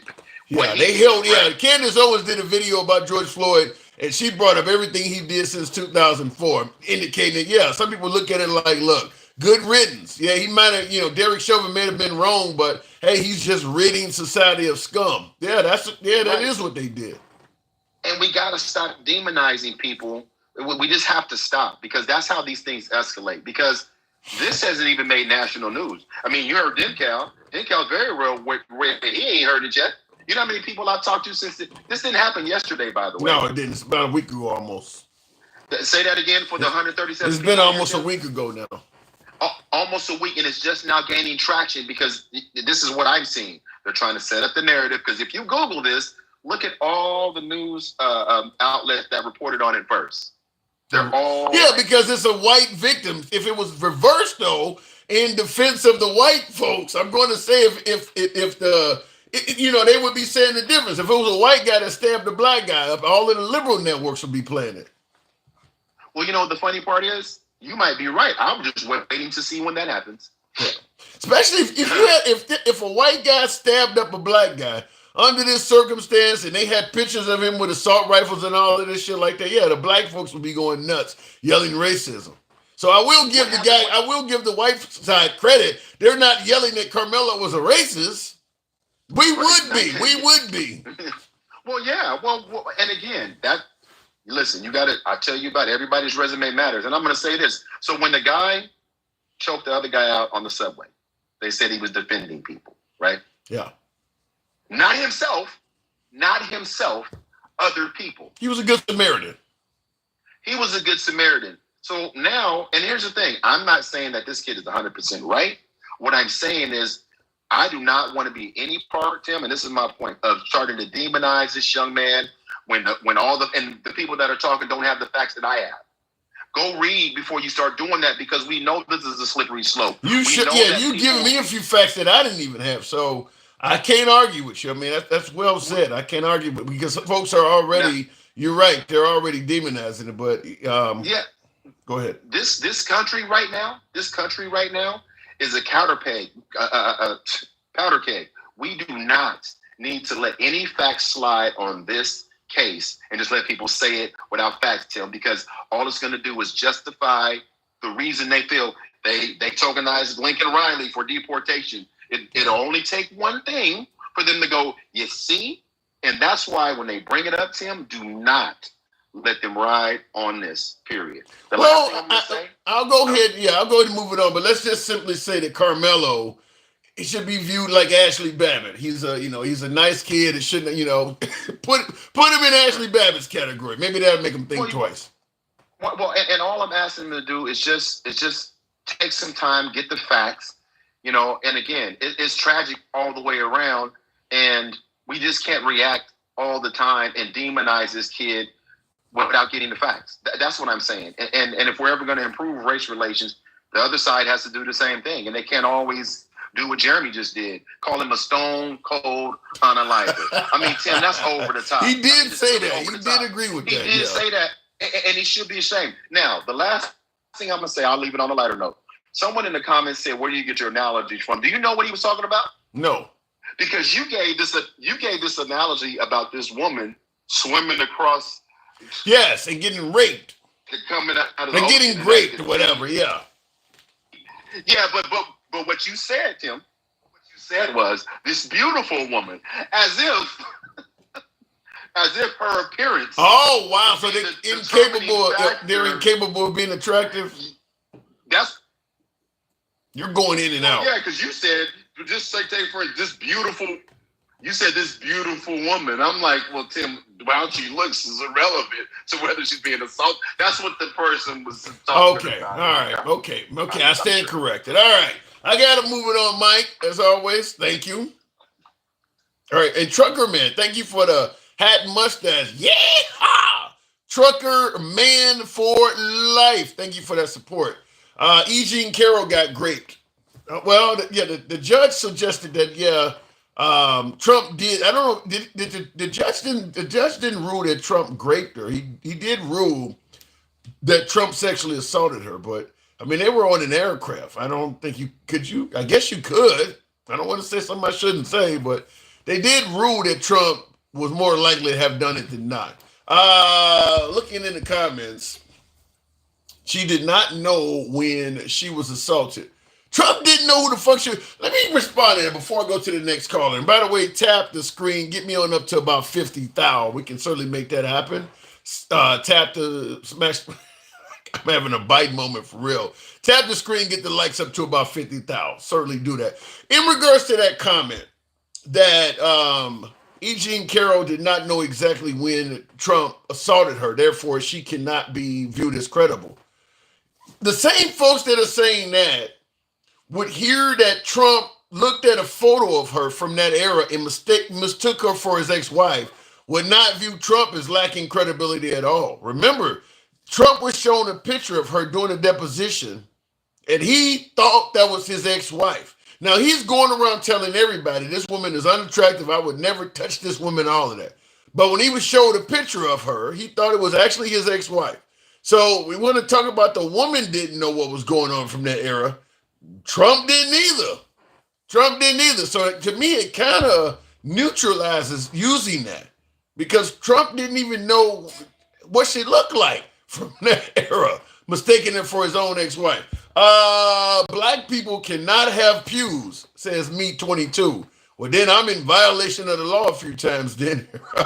Me, shit, the hell we can't. No evidence from claims 30 years ago. That ain't what the courts ruled. I'll just leave it that way. And by the way, I don't know how you could present evidence from something that happened that long ago other than you go by what, like say, for instance, she don't told a friend, the friend remembers it or something like that, or she went to the doctor and the doctors remember her discussing it, but actually providing solid proof that you did something like that 30 years ago is almost impossible. In fact, Bill Cosby would have never did a day in jail if he didn't open up his mouth and admit that he was drugging women. It's almost impossible, so it is what it is. But it doesn't help when you got the guy, appreciate the hat mustache, Troy. You put one on Carmelo back there. Wow. It doesn't help though when you're opening up your mouth and admitting things. Just like Trump, okay, he's being accused of sexual assault. Folks point out, 30 years ago, you don't even have evidence. But then when you got the guy on video, just like you had Bill Cosby on video admitting to using Quaaludes to drug women. Trump's on video talking about grabbing women by the, that doesn't help. It doesn't convict him. I'm not saying that comment convicts it, but it doesn't make you look like this is the wrong guy we charged. He's on video bragging about assaulting women. And now he's been accused of assaulting a woman. It kind of fits in line, but it is what it is. It was from decades ago. Tim, how is a damn glamour shot got shit to do with the allegation? The fact is, you don't know who the fuck you're looking at. You're on television telling people she is so unattractive, there's no way in hell you would ever lay your hands on her. But then they show you a picture of you with her, and you don't know who the fuck she is. It's got something to do with your credibility, Draco. It's got something to do with your credibility. That's what I'm saying. You think she's your ex-wife, so clearly your ex-wife was attractive. You married the bride. So it's got something to do with your credibility is what we're saying.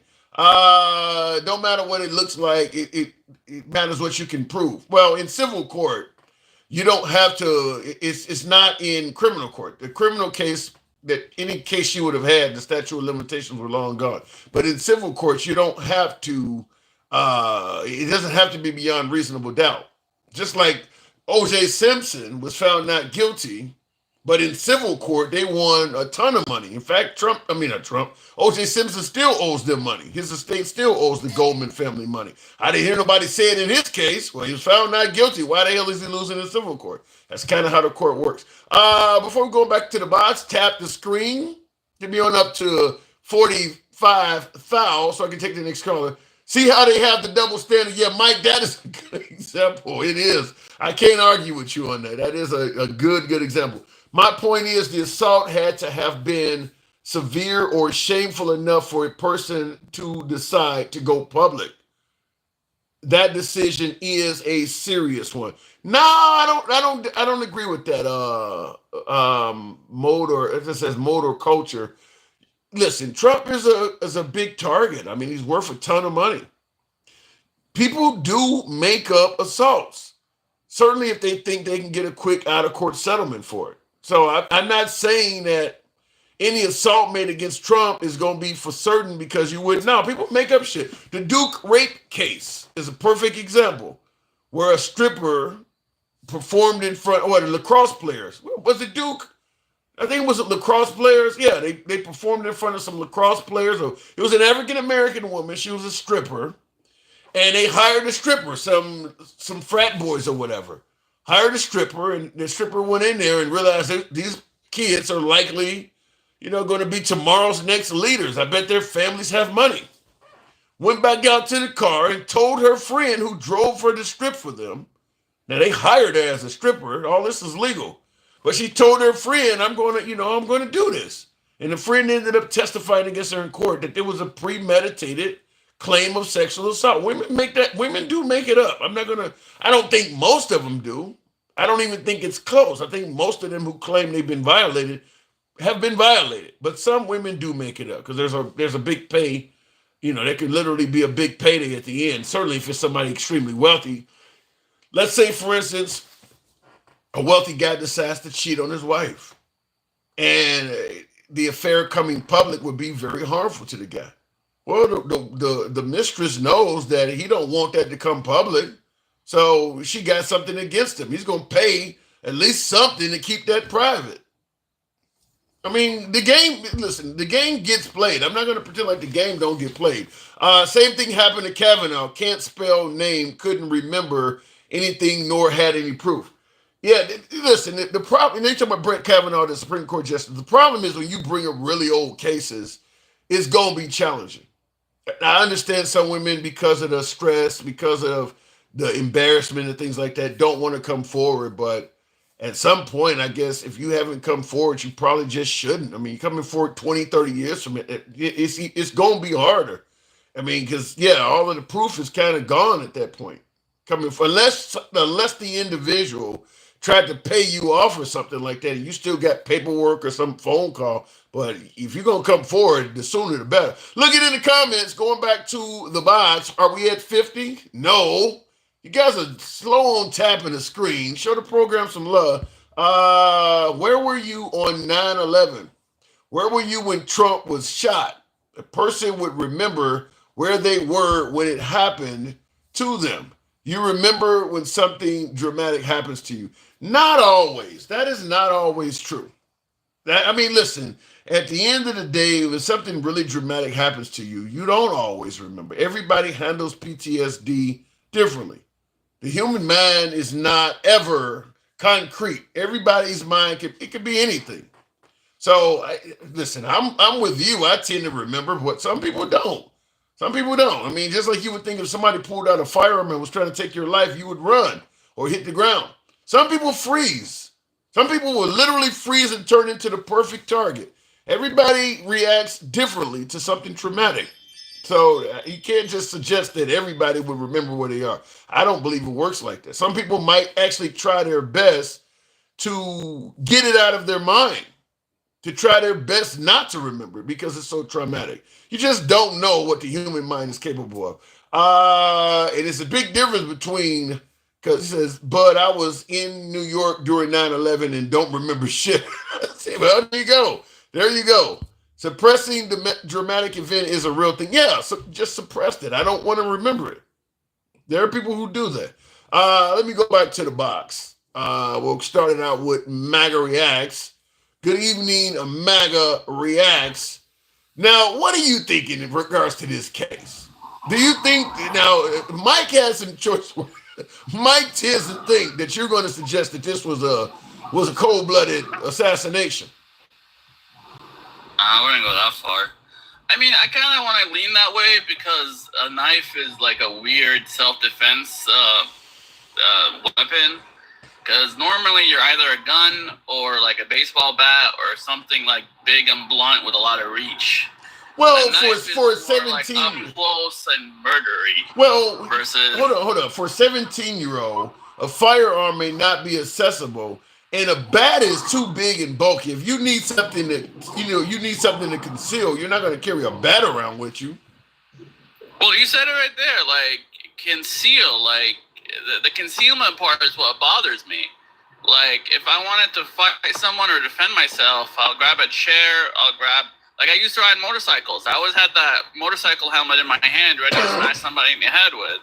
I didn't fucking carry a knife to defend myself. I don't know. As either a gun or like something convenient and available. Like the knife. I mean, it depends on the knife too. If it's just like a tool he happened to have, that's more.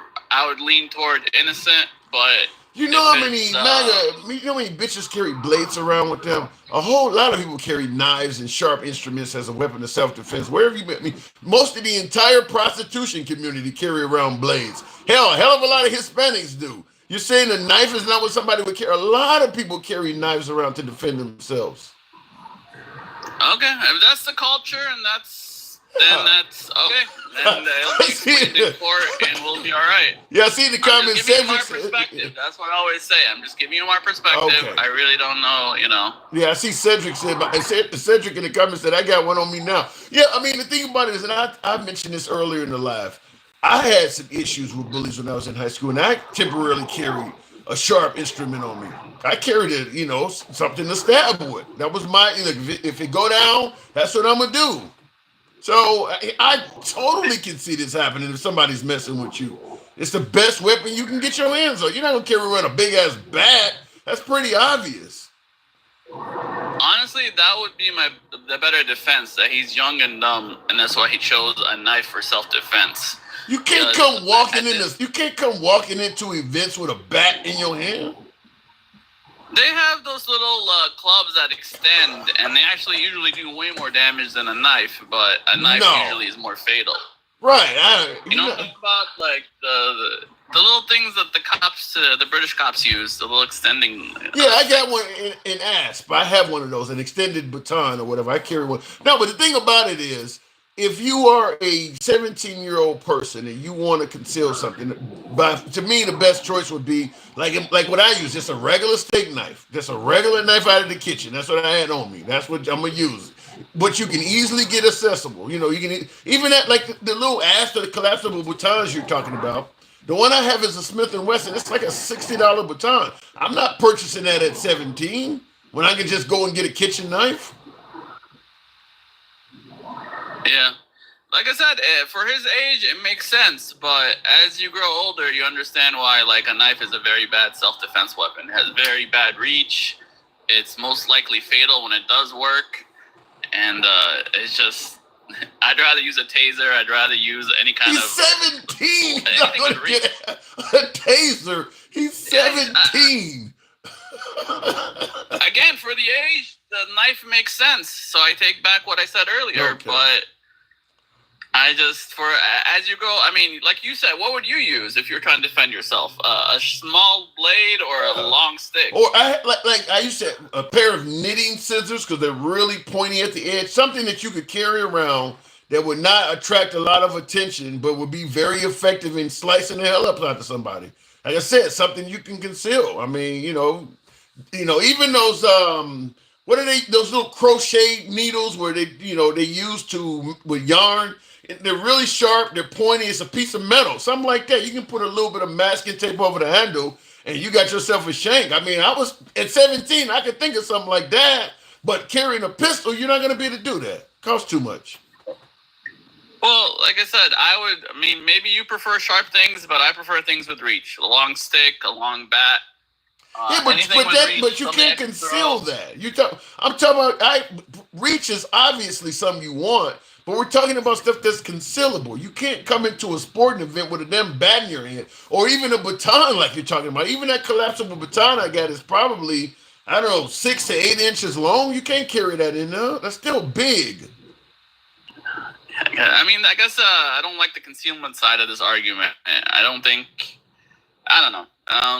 But as far, like I said, at 17, I guess in that situation, the knife makes more sense. I agree with you there. What I really want to argue about is the picture. The reason they picked that picture is that's his mugshot. That's like the first picture available to them. Now, if they took the picture and they made it darker like they did with OJ, then I'd be like, they're going out of his way to make him look bad. But them grabbing the mugshot is probably the first thing they could get their hands on. And versus the other guys, like either a picture his family picked when they posted it, or it's just his picture from the school. Well, they definitely now that it's been almost a week, they definitely have access to more than just his mugshot. Yet they're still choosing to show the mugshot. I don't know. I just heard about this today. I didn't realize it's been a week. Yeah, it's been almost a week. So I got you. Yeah. Then you're right. Then it's racism. If it's wow, we're getting somewhere with you, huh? We're actually making progress. Hey, I'm always very fair. Like, I've been very fair. All right, well, let's see how fair you are. How do you feel about sending violent Americans down to El Salvador? Americans. Denkel already covered this, and we outsource everything else. Why don't we outsource this too? No, Trump is saying outsourcing is bad. I know. I'm just joking. I'm against. I mean, I'm against it if it's forced, but I'm for it if it's like voluntary. Who the hell's gonna volunteer? Like Voluntary in what manner? Who the hell's gonna voluntarily go to that facility in El Salvador that's on TV? Well, if you told me I could cut my time in half by going there, I would say yes. You might cut your time in half. You may never come back. You want to walk around bent over all the damn time like they doing them people? Well, I was thinking also it could be other prisons other than El Salvador. No. Ain't nobody voluntarily going to a prison that got you dressed like you at a P. Diddy party all the time. Ain't nobody voluntarily going to that shit. I mean, they not even wearing shirts in there. You freezing your ass off. I doubt if anybody would voluntarily want to go to El Salvador. Even an El Salvadorian probably don't want to voluntarily go to that shit. Send me to upstate to New York somewhere. Okay, then you'll have very little volunteers. The other option I'll be like someone that's in jail for life that has no appeals and nothing, that's a dangerous criminal that's like hurt people in many prisons, because we have all kinds of people like that locked up. And we have like so many options of who we could send away that I'm sure we could find people that nobody would cry for. Yeah, but the problem is we can find people that nobody would cry for until we find out that person was innocent. I mean, nobody cried for the Central Park 5 that Trump was demanding they be hung until we found out that they didn't commit the crime. So, yeah, even bad people sometimes turn out to be innocent. I got to ask you this question before I move it on. Why is your boy so inhumane? Why would he want to do this? Why is he fighting not to have the other immigrant that clearly does not belong in El Salvador? Why is he fighting to keep him there? I mean, it's funny that you brought up all that shit with Ben Shapiro. He had a whole episode on this. Apparently, like 10 years ago, there was an immigration hearing, and somehow this guy was found to be MS-13. And he was labeled MS-13. That was in his file, and that's how he ended up on that list. You believe somebody in this country that's a member of MS-13 should be sent to a maximum security prison with no crime committed? Well, they were only sent there because Venezuela wouldn't take him back. If Venezuela would take him back, he wouldn't be sent to that prison. We just want them out the country. So if Venezuela won't take him back and they send him to El Salvador, does he spend the rest of his life there? I don't know. That's the question we need to figure out. I don't even know like what they're doing with these people. Are they going to be in jail forever, or are they trying to negotiate where Venezuela will take them back eventually? I mean, for one thing, they're working out to be a great deterrent to anyone else that's trying to fuck around. I'm okay with deterrence, but when you get to the point where you're starting to be inhumane, certainly when you're okay with people who don't deserve to be there, like in this case, where they're talking about the guy's been in the country since he was 16, back in 2011, and he doesn't have a criminal record. The only thing they can say, well, he's a member of MS-13. How many MS-13 members can say that they've been in the gang for 14, 15 years and they don't have a criminal record at all? How the hell does that work? I don't know. Yeah. Does it at least sound fishy to you? No, it definitely sounds fishy, but I really haven't looked into it that much, so I don't know the whole story myself. Yeah. So, yeah, if everything is as what you say, he should be brought back. I'm getting somewhere. Both you and Jeremy the same day. I take that back. If everything is what you say, he should be deported to Venezuela. And if they don't take him back, because he's not a legal U.S. And if the Venezuelans don't, well, I believe he's from San Salvador. I don't know what country that's in, but he said San Salvador. But he had a judge in America rule that he cannot be deported to El Salvador. Something about, some of these countries, you flee your country, claiming that you're seeking asylum or refuge from some dangers in that country. He had a judge actually rule that he cannot be sent to El Salvador. So he actually had, from 2019, he actually had a court rule that he cannot be deported to that country. Like I said, I don't know all the facts, so I don't know what you want me to say. If what I'm saying is true and something happens to him while he's down there, is Trump responsible in your opinion? That's a tough one. I want to say yes. We're getting somewhere. All right. So we'll see. I'm always fair. I try to be fair. Really? But, I don't know all the facts. If I knew the facts, maybe I'll have a better answer that you won't like. That's usually the case. MAGA, appreciate you coming in. No problem. All right, moving on. Moving on with the program, I do want to respond to a super chat there. Dorjan Bennett says, I've been in fights with a knife on me and won and lost, but never pulled the knife in a fist fight. He's 17. I'm not defending it.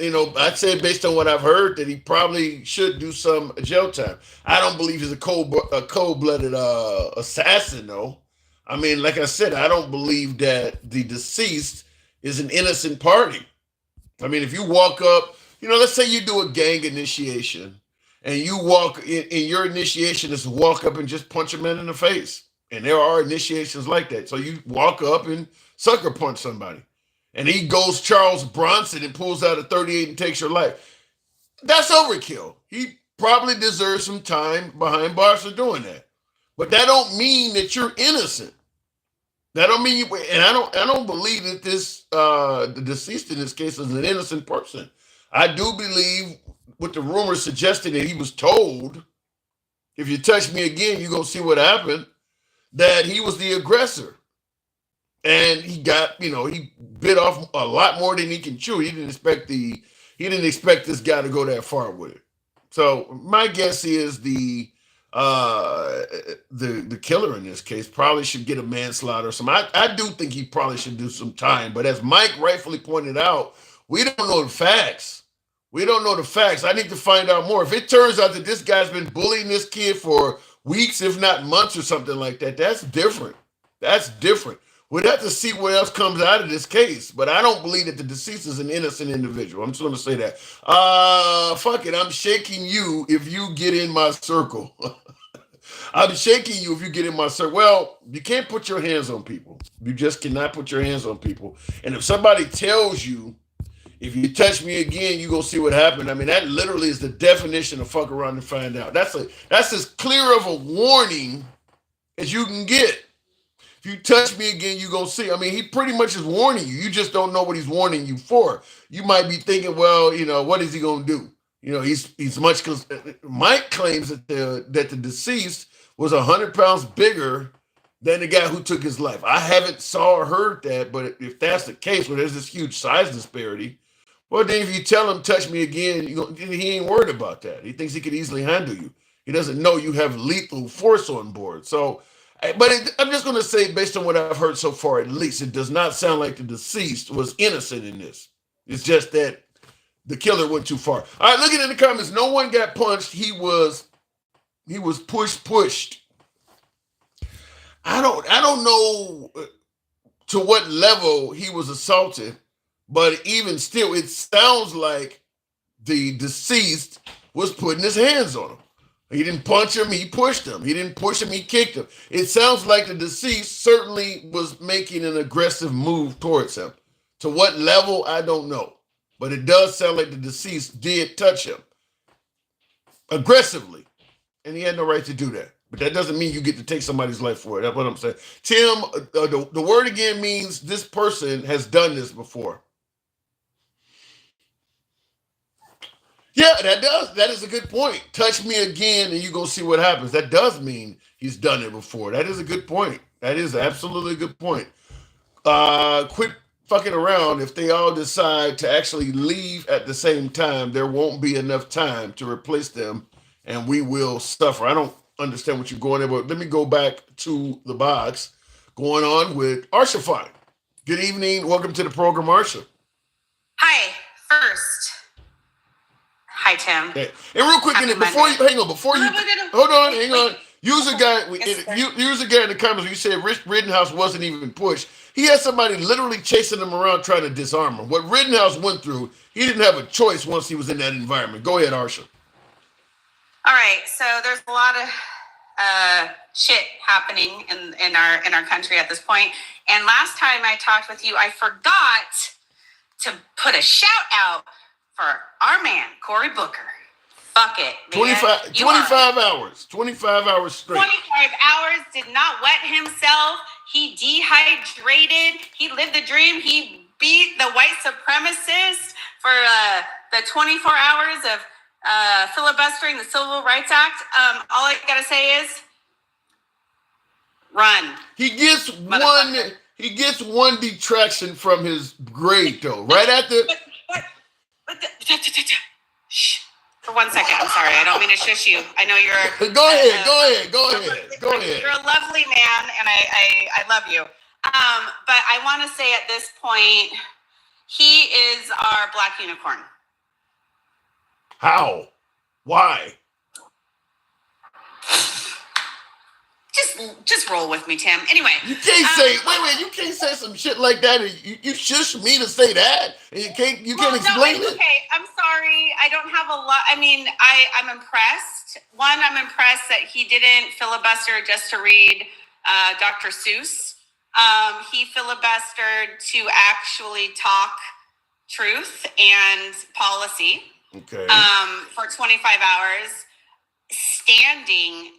I don't know. And then he took interviews after, and he's still going on. So I mean, regardless if you like his policy or anything, he stood for literally stood for something. Okay. Not figuratively. He literally stood for something, which, in this time when we're looking for, progressive or somebody on the other side, whatever side it is, anybody just even speaking against. I'm going to take a little bit off his grade because right after he did that, he went and voted to continue arming Israel, and the left are pointing that out. Right after doing that, he voted to continue arming Israel. I can disagree with that. Again, he is not perfect, nor is any human on this earth. I have a lot of issues with that. No argument.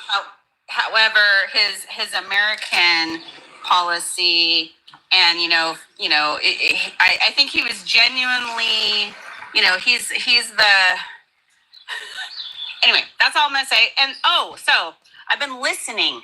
Damn it! I should have had my notebook. Okay, so I've been listening, and you were playing the video of Donald Trump saying even if they're homegrown citizens committing the most horrific crimes, okay, let's send Dylan Roof to the one that took out, the one that went in the church in South Carolina and took out 9 blacks.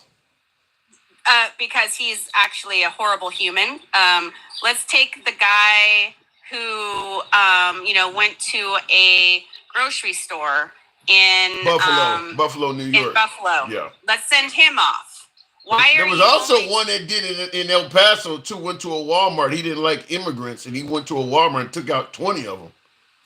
Correct. So if we're talking about the worst of the worst, I'm still not a fan of it. I don't think this country is huge. There's no reason to send people elsewhere. But at the end of the day, I don't believe in that.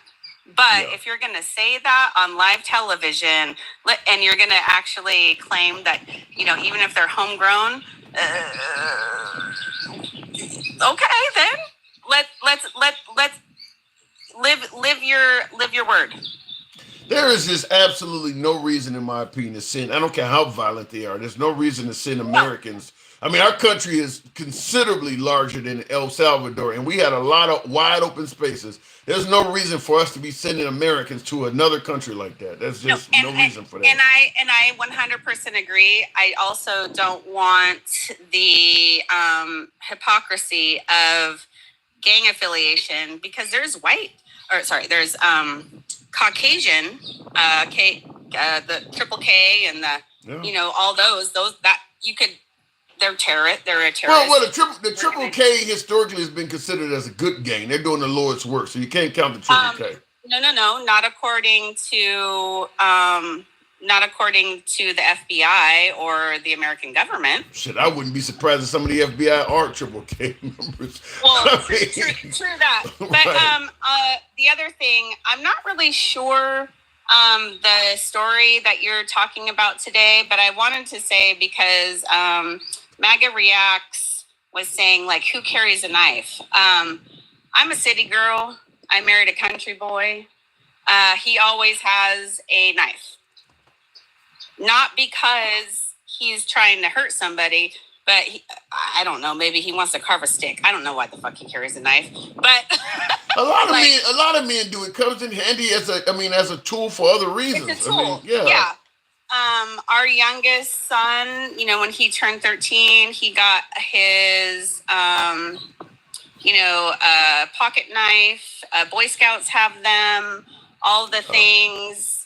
If he goes out late at night, he has his knife. Like, it's not that weird. It depends on what type of knife it was. I mean, if he pulled out a little folding blade you could get from AutoZone or some auto parts store, that's one thing. But he pulled out a Rambo knife and plunged it in his chest. That's something different. You'd have to see what he had. Like I said, when I was dealing with this, I had a steak knife out the kitchen, so there was no reason I did. So I was carrying it for defense. I mean, they were fucking with me. It is what it is. Even if it's just a tool to intimidate, I need something I can pull out because it's more than one person. So I can understand somebody carrying a knife because I did it for a short time. Yeah, and I live here in Hawaii. You never know if there's going to be a pig coming up on you. You mean an actual hog? I do. Oh, some people refer to law enforcement. Some people refer to law enforcement that way. That's why I was wondering. Like, damn.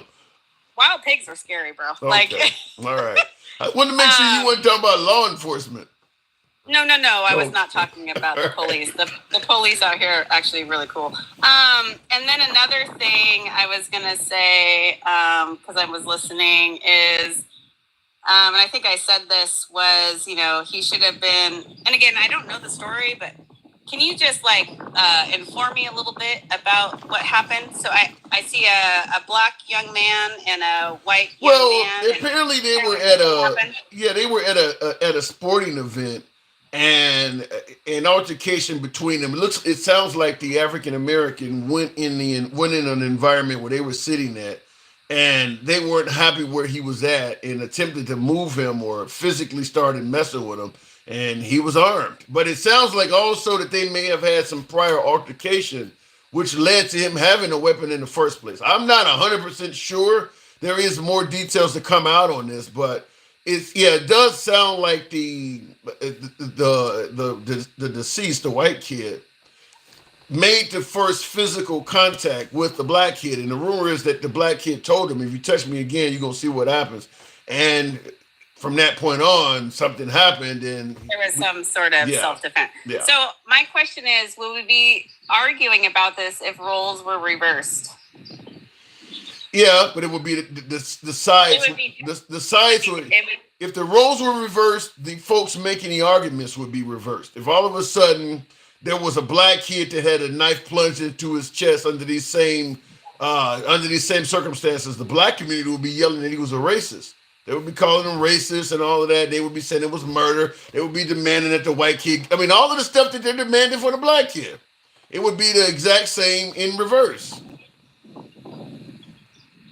Yeah, I mean, I think I think if you're obviously, if you look a certain way, you're going to have to really fight hard for your freedom versus the other. Oh yeah, I do believe that the criminal justice, when it comes to the existence of racism in America, I do believe that people of color, for the most part, can achieve the American dream. The ceiling exists, so if you want to go pretty high up in the ceiling, yeah, you're going to start encountering racism. But if you just want to own a nice house, a picket fence, and a car, I don't think being a person of color is a prohibiting factor from that. However, the criminal justice system is one area where if you fall into the pitfalls of, if you fall into the system, you do something wrong, or God forbid you meet the wrong law enforcement officer and you fall into that system, racism is alive and well in that. So I do agree with you that if you are an African American and you're charged with a crime versus a white person that's charged with a crime, I'd rather be the white person. I'm just going to tell you that the jury, all of that, I would rather the judge, the system, I would rather, not to say it's always going to be an advantage, but I'm going to choose to be the white person. If you're, preferably a woman, to be honest with you, but if it's a white guy versus a black guy, I'm going to choose to be the white guy every time. And I'm also going to state, because MAGA reacts and a lot of, open, QA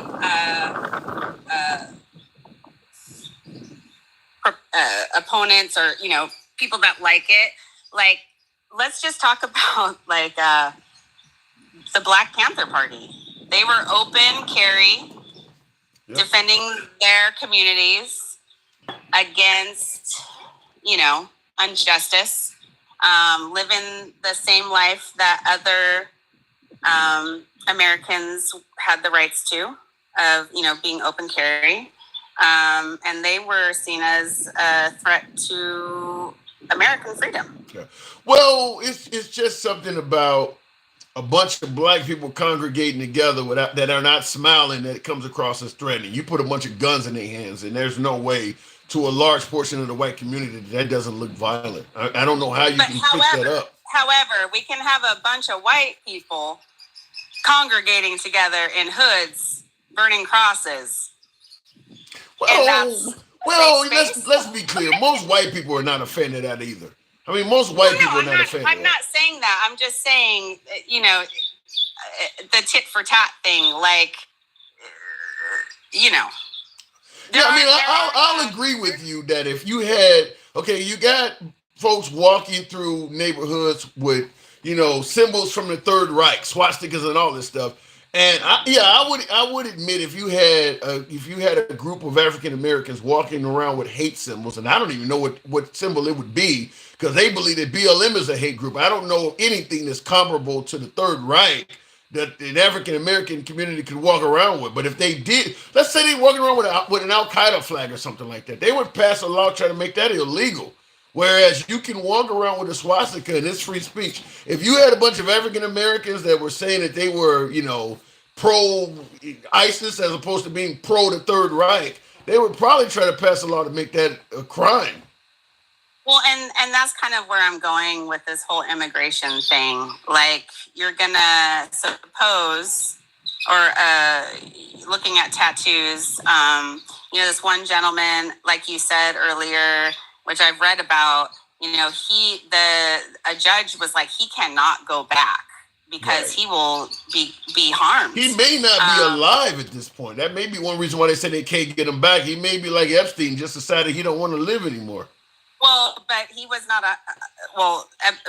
Epstein was, yes. But, and then you have these other people, at what point are, it kind of reminds me of what I learned from my grandparents.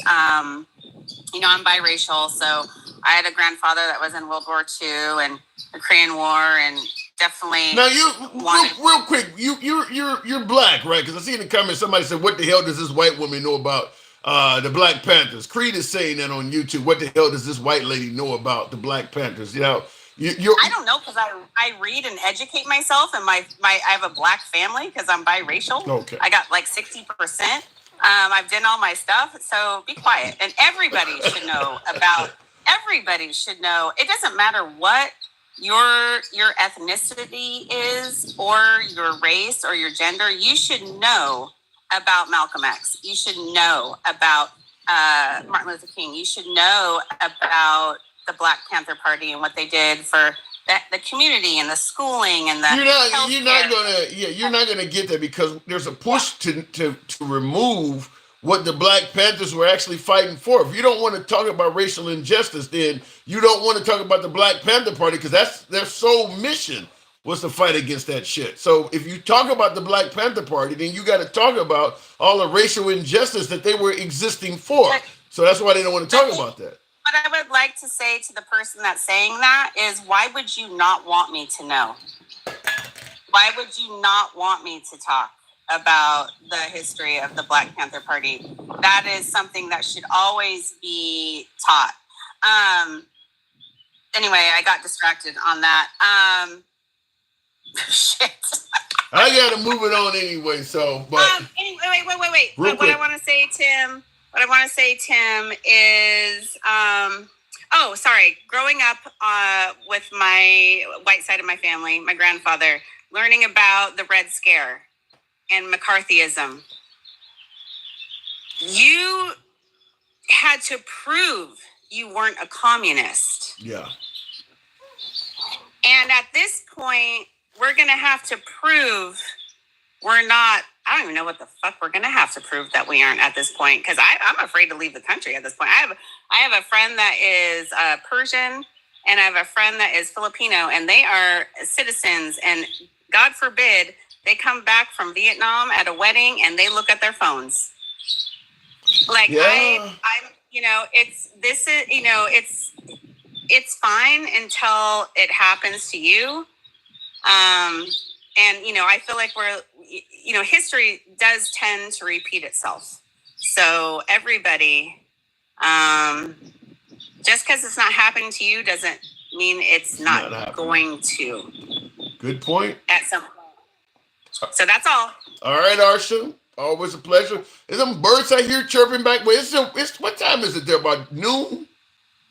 It's 1:44, and I got there's a lot of birds. Okay. I got like a jungle in my backyard. Hey, I would love to be in Hawaii. It's a great place to be. Hey, anytime you come visit, look me up. We'll have some coffee and go snorkel, see some turtles. Oh my, we get wet. Okay, all right, appreciate it. Absolutely, you can't come to Hawaii without getting wet, and don't make that gross. Okay. Too late, gotta go. All right, moving on with the program. Oh, it sound like a plan to me. By the way, tap the screen. Very, very low amount of tapping in it. Maybe this program is not the right subject tonight, but. Tap the screen, get us up to should have been around 80 by now, but we'll see if we can get at least 70. Tap the screen, get the likes on up. Somebody said something that I wanted to respond to, and I lost the damn comment. Creed, I thought it was something you said. The Democratic Party will be pissed. I don't know what you mean by this. Channel is the most thick-skinned channel I've come across. Including Christian channels. Much respect. Thank you, Wade. Well, we certainly try to be. I'm all about free speech, so you don't have to be. You don't have to lean in any damn direction to get respected here. We don't talk down to guests. We are 100% MAGA friendly all the time. That doesn't mean we don't criticize MAGA or we don't criticize the liberals. Being MAGA friendly means, damn it, you have a right to speak. So we always observe your First Amendment right on this channel. As long as the apps will let you speak, damn it, so will I. So we are certainly a fan of hearing all opinions. So understand when we say we go left of Bernie Sanders to I'm having dinner with Q, we mean it. So we try to keep it that way. But looking in the comments, and listen, I understand a lot of folks are accustomed to echo chambers where, everybody on the program is bashing Trump and everything on the left is hunky-dory. Or everybody has on a red hat and they're all talking about libtards and socialists. We just don't do that here. You're going to hear everybody criticized and you're going to hear good points from everybody. I mean, there's a lot of good and bad from both sides of the aisle, and we often go there with it. Real quick in the comments, watch out, she's putting syrup on shit and calling it a pancake. Door Jam, I wish... I don't know. What did she say that indicated that? Damn. She's putting syrup on shit and calling it a nasty ass pancake. Don't forget about the one from the Rainbow Club. Yeah, that was in Pulse nightclub. Are you talking about that person wasn't LGBT? I know there was an assassin at a school in Nashville that was trans. I mean, I think that's where you're headed with that. But yeah, look, this is in this country because we have access to firearms. It's always going to be mass casualty events. It is. I always say the more cars you put on the street, the more accidents are going to happen. The more firearms you put in the hands of Americans, the more people are going to get taken out. I mean, human beings are not perfect. Some people going to have depression issues. Some people going to want to be criminal. Some people, I mean, just don't know how to don't know how to handle a firearm. So the more people you give firearms to, I mean, if you ever watch the show Active Self-Protection, that channel on YouTube, you see irresponsible gun use all the time. It ain't just criminals. I mean, there are people who, like George Zimmerman is a perfect example. I keep bringing him up. George Zimmerman, Kyle Rittenhouse, even Kyle Rittenhouse, who acted in self-defense. Those are people who have firearms that are irresponsible. I mean, you know, if one of the things they talk about is if you have a firearm on you, this is just me on a rant here, but I do believe this, something I live by. If you're carrying a firearm, you should be trying your damnedest to avoid conflict at every time, at every turn. Because any conflict you get into, you're turning it into a deadly conflict because you have a lethal weapon on you. So you should be avoiding conflicts as much as possible. People need to realize you're not going to see this person again. You don't need to prove a point to some fool that you're never going to meet again. But some folks do feel empowered when they're carrying firearms on them. My opinion, those are people that should not have firearms. And a lot of them are legal gun owners. It ain't always about criminals. A lot of legal gun owners have egos and they should not be carrying firearms. A lot of these road rage events perpetrated by a completely legal gun owner just should not have had one. So yeah, the more firearms you put into a society, you're going to have people like that getting access to firearms and doing things that are stupid. Looking in the comments though, agreed, anyone armed should always de-escalate. Yeah, you should be trying to avoid every conflict possible if you got a firearm on you, because you know at any given point it could turn into you having to take a life, or at least reveal that you have a firearm and leading to your life being taken. I mean, you should be trying to avoid that shit. You don't want to go hands-on with somebody and you're trying to hide a firearm in your waistband or something like that, because now you got to make sure that don't fall out, because then it becomes a Howard gun. You should be avoiding that shit. And Kyle Rittenhouse clearly didn't do that. Neither did George Zimmerman and many other folks like that. Actually pursuing, there's a lot of fuck around and find out people who have a firearm and they really are interested in looking for a reason to take a life. They just are hoping somebody gives them a reason to. I want to take somebody's life, but I just need you to give me a reason. Let's fuck around and find out. In the hood, they call it wish a motherfucker would. Let me go back to the box. And by the way, folks, if you enjoy Civilized Dialogue from Outside to the Owl, this is the time I'll take to plug the program and say follow the program if you're on Instagram or TikTok. And if you're on YouTube, feel free to drop a subscription. Going back to the box, Fur the Great. Good evening, Fur. Appreciate you holding there. So this event here, I take it you've heard about this?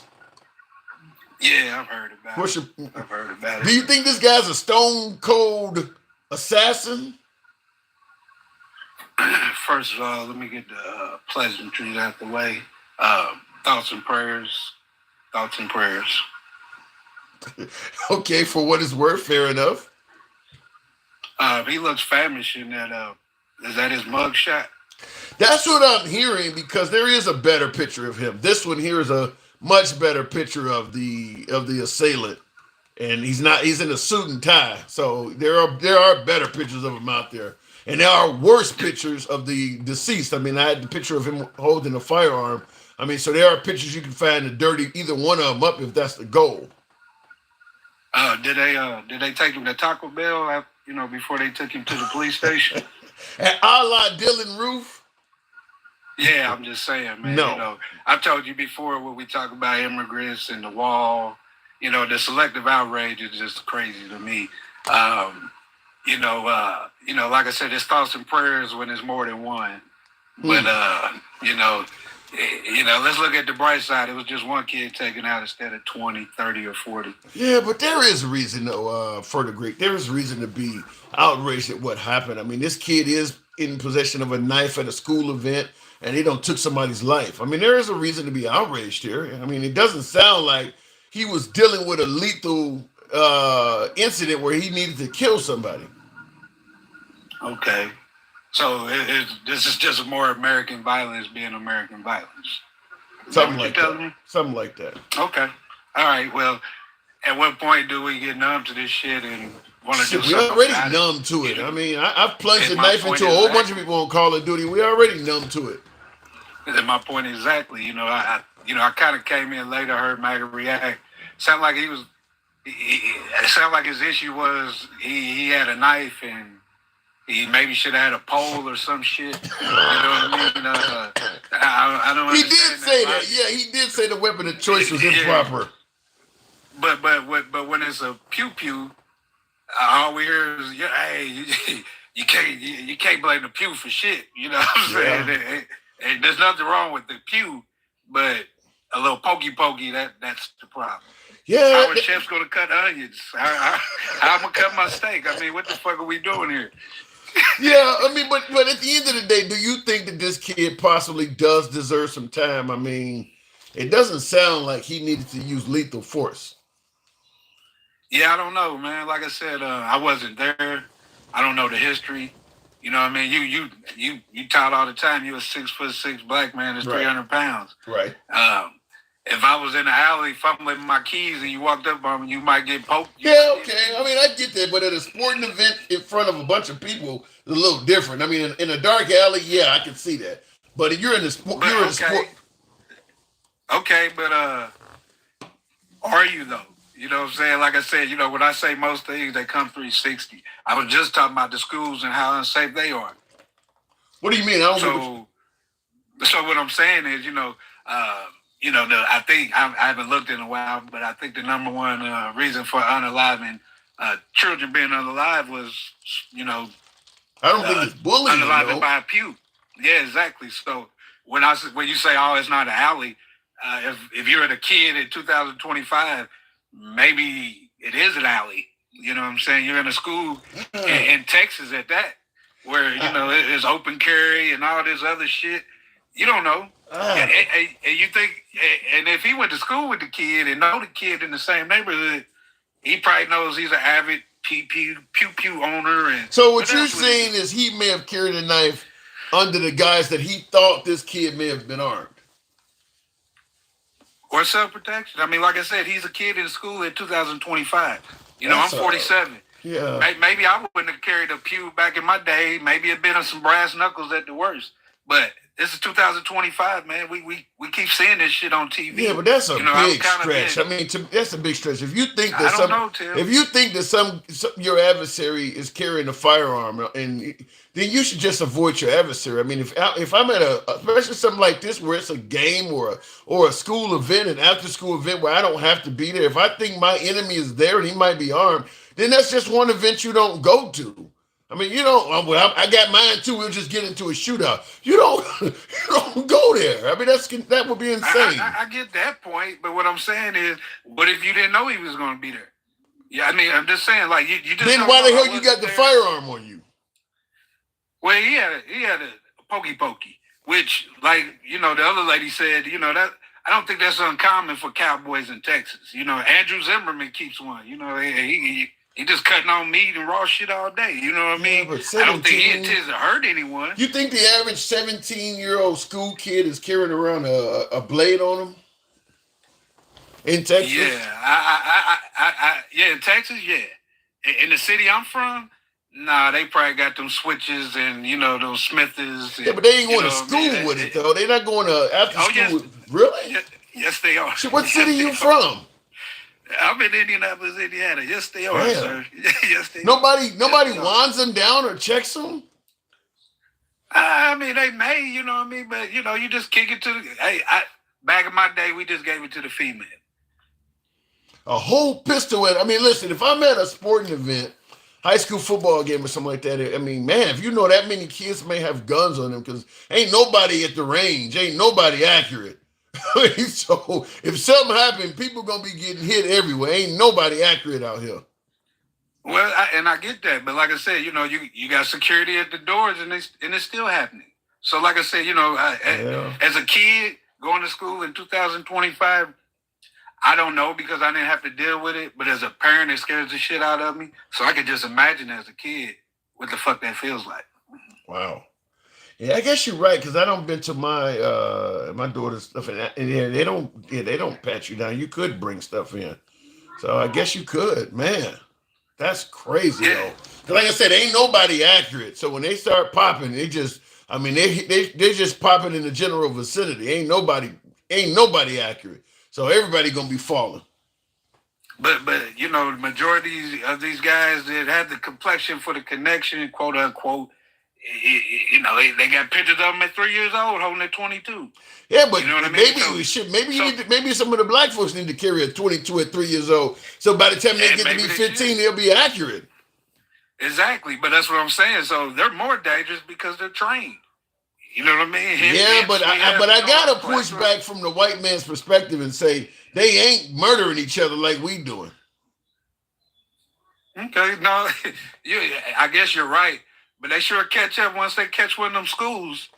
Yeah, but when you they think sure about jump how up on the many, notch belt. I don't disagree with you. The taking of totally innocent lives is a white man's thing. I mean, when people of color are when they take somebody's life, it was by accident. Like I said, they're not accurate, so they firing at somebody they have something in common with, and they're missing and taking out innocent people. Nevertheless, it's still killing. But when you're talking about literally, I'm just gonna go into a place. I don't know nobody here. Ain't none of them have any beef with me, and I'm just gonna take a bunch of innocent people's lives. That usually is a white man's thing. I don't know why, because you don't normally hear people of color doing them like that. That normally is a white man's thing, but um, man, I mean, it's just a crazy world we live in. We're talking about Exactly. kids going to sporting events, and all of a sudden the students are popping off at each other.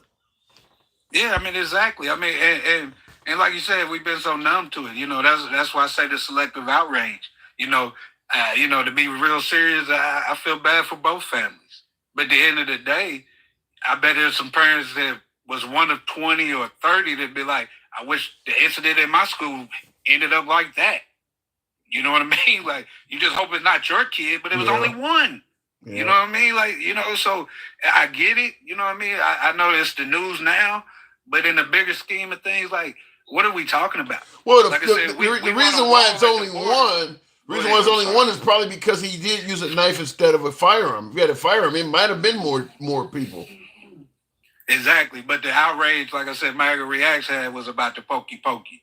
You know, and I think I've been listening to your program where we talked about these school pew pewings, and it may not be MAGA React, but I never hear anybody that loves 2A come up here and be like, you know, maybe you should have used a pokey pokey. You know, you know, their whole thing is put more pew pews in the Yeah. space. You know what I mean? So, And I don't, even as somebody who don't mind popping off a few rounds every now and then, I don't understand why people continue to think the solution to our firearm problem in America is to give more people firearms. I mean, an armed society is polite. Bullshit. Where the hell is that happening at? I mean, the more firearms you put into a society, like I mentioned earlier, the more people with egos and shit. I mean, even innocent folks are gonna pop at each other. I mean, it's just. But in this country, we tend to think that everything is solved by adding more guns to the mix. And when you look at the number of people being shot, it's increasing. Like that ain't working. But we believe in the Second Amendment, so we would rather see everybody lose their life than to fuck with that amendment. exactly. So what are we doing here? On one hand, the people, and you know where I stand on this immigration shit. You know, big bad brown people or bad hombres coming from the South. You know, lock your doors. You know, hide your daughters and all this shit. But then you got dudes that's wrapped in all this patriotic shit, carry the big ass, Arnold Schwarzenegger too, and I feel safer around him. What the fuck are we talking about, people? Like the evidence shows that the guy with the pew pew is probably the more dangerous guy. You know what I mean? But we love him. You know, Well, because he looks Stallone like and me. all He that looks bullshit. like me. That's why I trust him more. Exactly. Yeah, he looks like I me. get it. Yeah. But like I said, the selective outrage. You know what I mean? You know, like you just pushed back about our community. They just down there, a bunch of animals, bang bang, shoot it up. Okay, what do you got a plan for them? Do you want to add more pews to the neighborhood? Well, that's why I'm a big fan, and I know this is where the right hates me when I say this. Even though I'm a big proponent of the Second Amendment, I do believe that we should have laws governing mandatory training. I mean, I don't believe it makes sense to just give people whatever they want with no training and leave it up to them to be optional about it. I mean, if you make it optional, there's going to be a lot of people that are not going to do it, and that's what you have a whole lot of folks that own firearms that they've never fired, don't know how to use it or anything like that, or don't know how to aim, and this is where this kind of shit happens. So I don't look if you can own a firearm, I don't see anything wrong with it, at least demonstrating you know how to use it. Yeah, and I don't, I have no problem with that. I just want us to be consistent, which we never are. You know what I mean? That's the thing to me. You know what I mean? I lean left, but if shit makes sense, it makes sense. You know what I mean? I have no problem say, hey, that makes sense, whether I'm for that side or not. But when we would talk about kids are so precious, and AB is to save more lives, but once they fucking get here, we don't want to feed them. We don't want to protect them in school. So miss me with the bullshit. I come up here all the time and tell you, I don't want to hear about immigration. I don't want to care how much you care about babies or how patriotic you are, but you only care about certain citizens. That's not patriotic.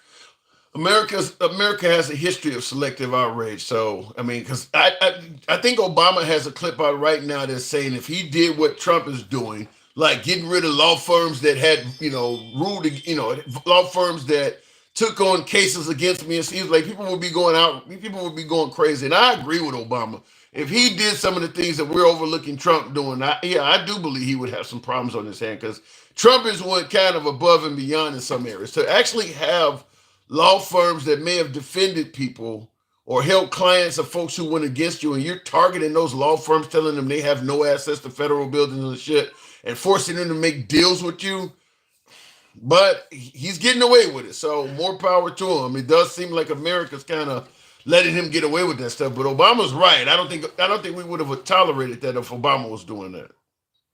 And you could make a number of reasons why, but I can think of one. So let's stop this. What is it? Because he's Kenyan? Yeah, there it is, brother. Or is he Haitian? You know what I'm saying? I think I heard a little meow or something. Oh my God! Obama sitting around eating a cat souffle. Hey, why not, brother? You know what I'm saying? It's 2025. This is the world we living in. I'm gonna leave that so when people get up here and be like, well, we don't need the affirmative action. We don't need that shit. But we're victims when we saying this shit is still here. It's at the surface fucking level. Like I said, the only good thing about, in my opinion, Donald Trump is that he done showed us where all the scabs and the fucking, the mutants are at. For a while there, they'll shake your hand and go in that boardroom and be like, that darky ain't getting shit from me. Now they just tell you to your fucking face. and then they say MAGA behind the shit, and you're like, yeah, I guess that's where we at. You know what I mean? You're painting a distressing picture. Further great, I do got to move it on. I hope history suggests that you're wrong, but I don't know. Ain't no problem, my brother. Hey, tap the screen for my man. And, it's been a while since we talked about it, but this circus that we call administration, man, is it living up to my critique of being a whole fucking circus? Because so far, all it's missing is Trump being shot out of a cannon with a fucking top hat. So, I mean, what are we doing here? I heard he had a mandate. Thanks for coming through.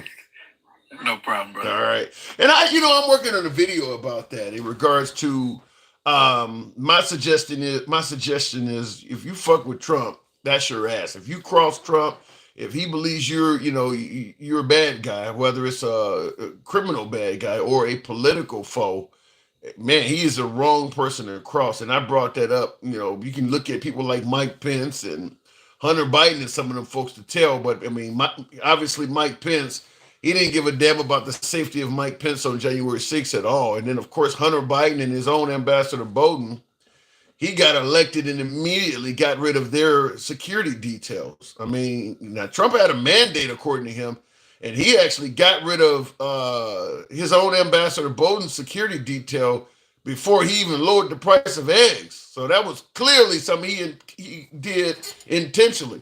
What I don't get and where Pete Hegseth needs to pay attention is because the Biden administration let Ambassador Bolton know that there was a assassination plot on his life by the Iranian government. So you got a state-sponsored assassin looking to get at you.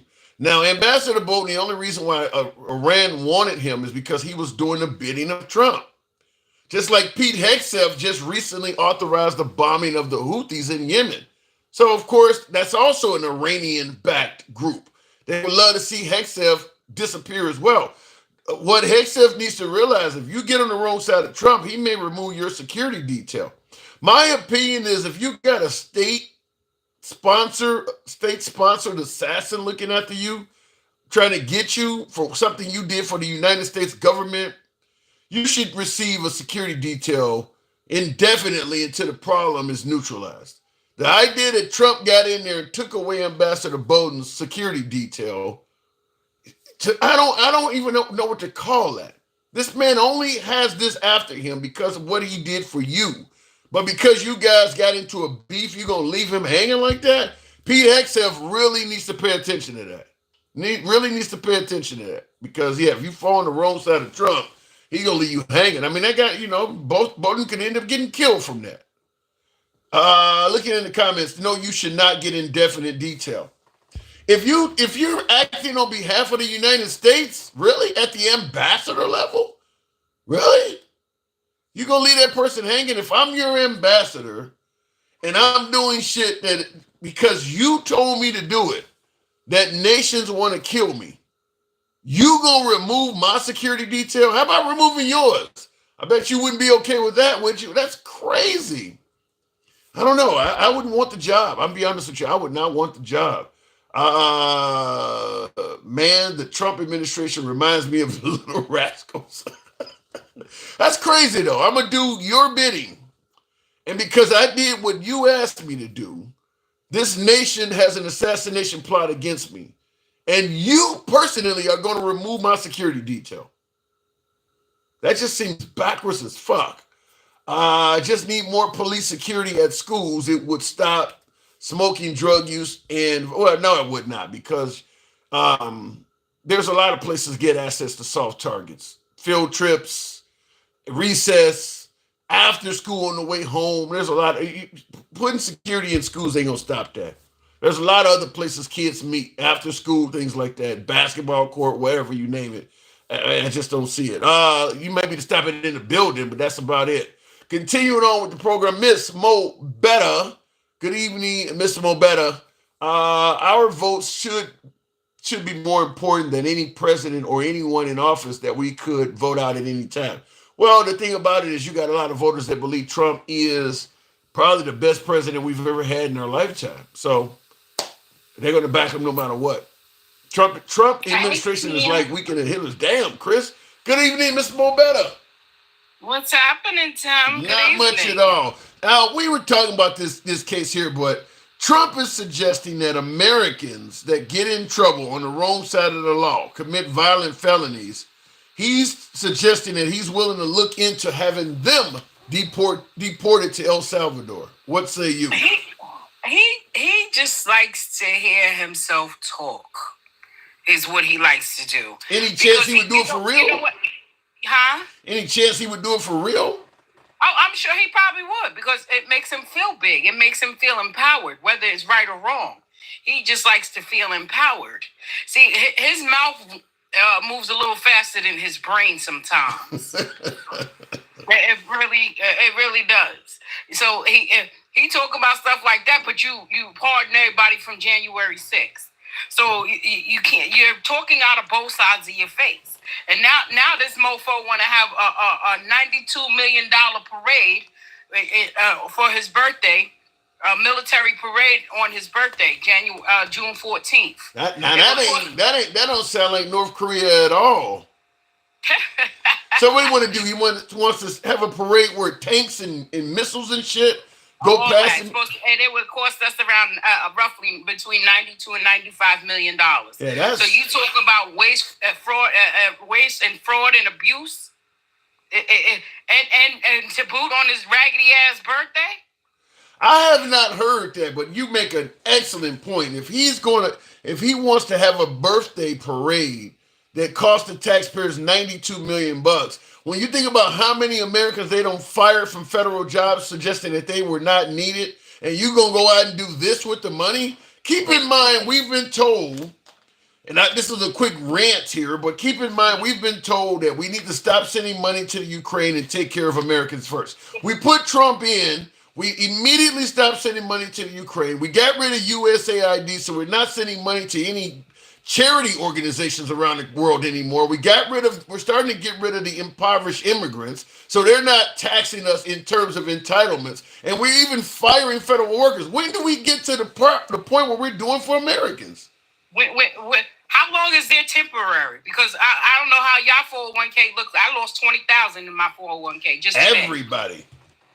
That's just today. Damn. So, how much is how long is temporary in their books? And see, this is the thing. When he speaks, nobody asks him to clarify what he means by the things he says. They just take what he said. They just take what he say and run with it. Well, speaking of taking what he said and run with it, Goku in the comments says if he does something like that, he will pay for it. He can afford it himself. So in other words, he would pay the $92 million out of his own pocket. Tell him to stop drinking the Kool-Aid. Knock it off. Knock it off. We know damn well he is not going to be paying out of his own pocket. He's not going to do it. Yeah, he's going to make it about him. He's going to make it all about him and on our dime. 92 Yet they want to save Americans money. I have not heard of that. That's a show in itself. Yeah, I heard that today. I was like, what? The devil is alive. A parade? That is, yeah, that's about as military parade? No, come on, bro. No, if that's the case, do it on Memorial Day. Then why wait till June 14th? Yeah, that is about as much of a dictatorship. Like, I mean, you see that in North Korea, you see it in China. That's exactly what they do, and that's exactly what he wants to be like. He said he said he wanted to be dictator for a day. He done turned that shit. How long he been in office now? About almost coming up on 100 days. Yeah. Yeah, he's been dictating ever since. And the Republican Party have no balls. They just letting him do whatever he want to do. And then they want to demonize Jasmine Crockett and people as such because they call him out. They speak on it. You know I don't see. They want to call her ghetto and call her uneducated. You could find somebody else to call uneducated because she's far from that. Yeah, I don't see any way to justify, while we're talking about all this waste, fraud, and abuse, to $92 million and didn't have a military parade to celebrate his birthday. That is, I mean, while we're supposedly have this huge national debt going on and all of that, if we can get rid of what USAID, I mean, Burma just had an earthquake where they're estimating as many as 10,000 folks may have died in that earthquake. We have not helped them out. Europe and all of them, and you're gonna have a birthday party when Americans are suffering all over the place. I mean, yeah, that's really bad. And they're still funding Israel. Yeah. So, like, listen, if you're gonna cut it out, you're gonna cut it out for everybody. You're not gonna just stop at one entity. But do you think? Let me ask you. All of it is costing us money. Let me ask it to you this way, though: if he was to spend $92 million of taxpayer money on a military parade for his birthday, how do you think MAGA would react? Oh, they go think that's just the biggest patriotic thing that has ever happened in this country. MAGA doesn't believe sugar's sweet. They don't. It doesn't matter what he says or how he do it. They believe everything that comes from him. I can give him that. They've been consistent with it. You know what I mean? Like, we're going to have to rock with them. So they'll rock with a lie just because they don't want to appear wrong or like they fell short for actually supporting him. They don't ever call him out on any of his bullshit. Well, speaking of not calling folks out, I got folks in the comments like Shana Hassan is saying that nobody is losing money on their 401k. He must not have one. That's what I'm thinking. That's what I'm thinking. Listen, he must not have one. I mean, people's lost hundreds of thousands in their 401k. So you must not have one. And it's always those people who, like I call them stimulus check ass babies that sit around and talk the most shit because you have nothing invested.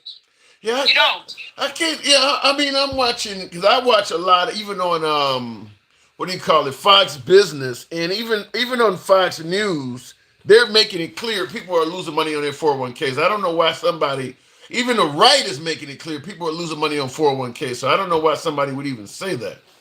Because again, that's those stimulus check ass babies thinking that they gonna get that $5,000 that Elon was around here saying that they was gonna give out. You waiting on that stimulus check? We go wait on. Shut your ass up. Well, how about you go? Matter of fact, you probably work at a job that don't even offer a 401k.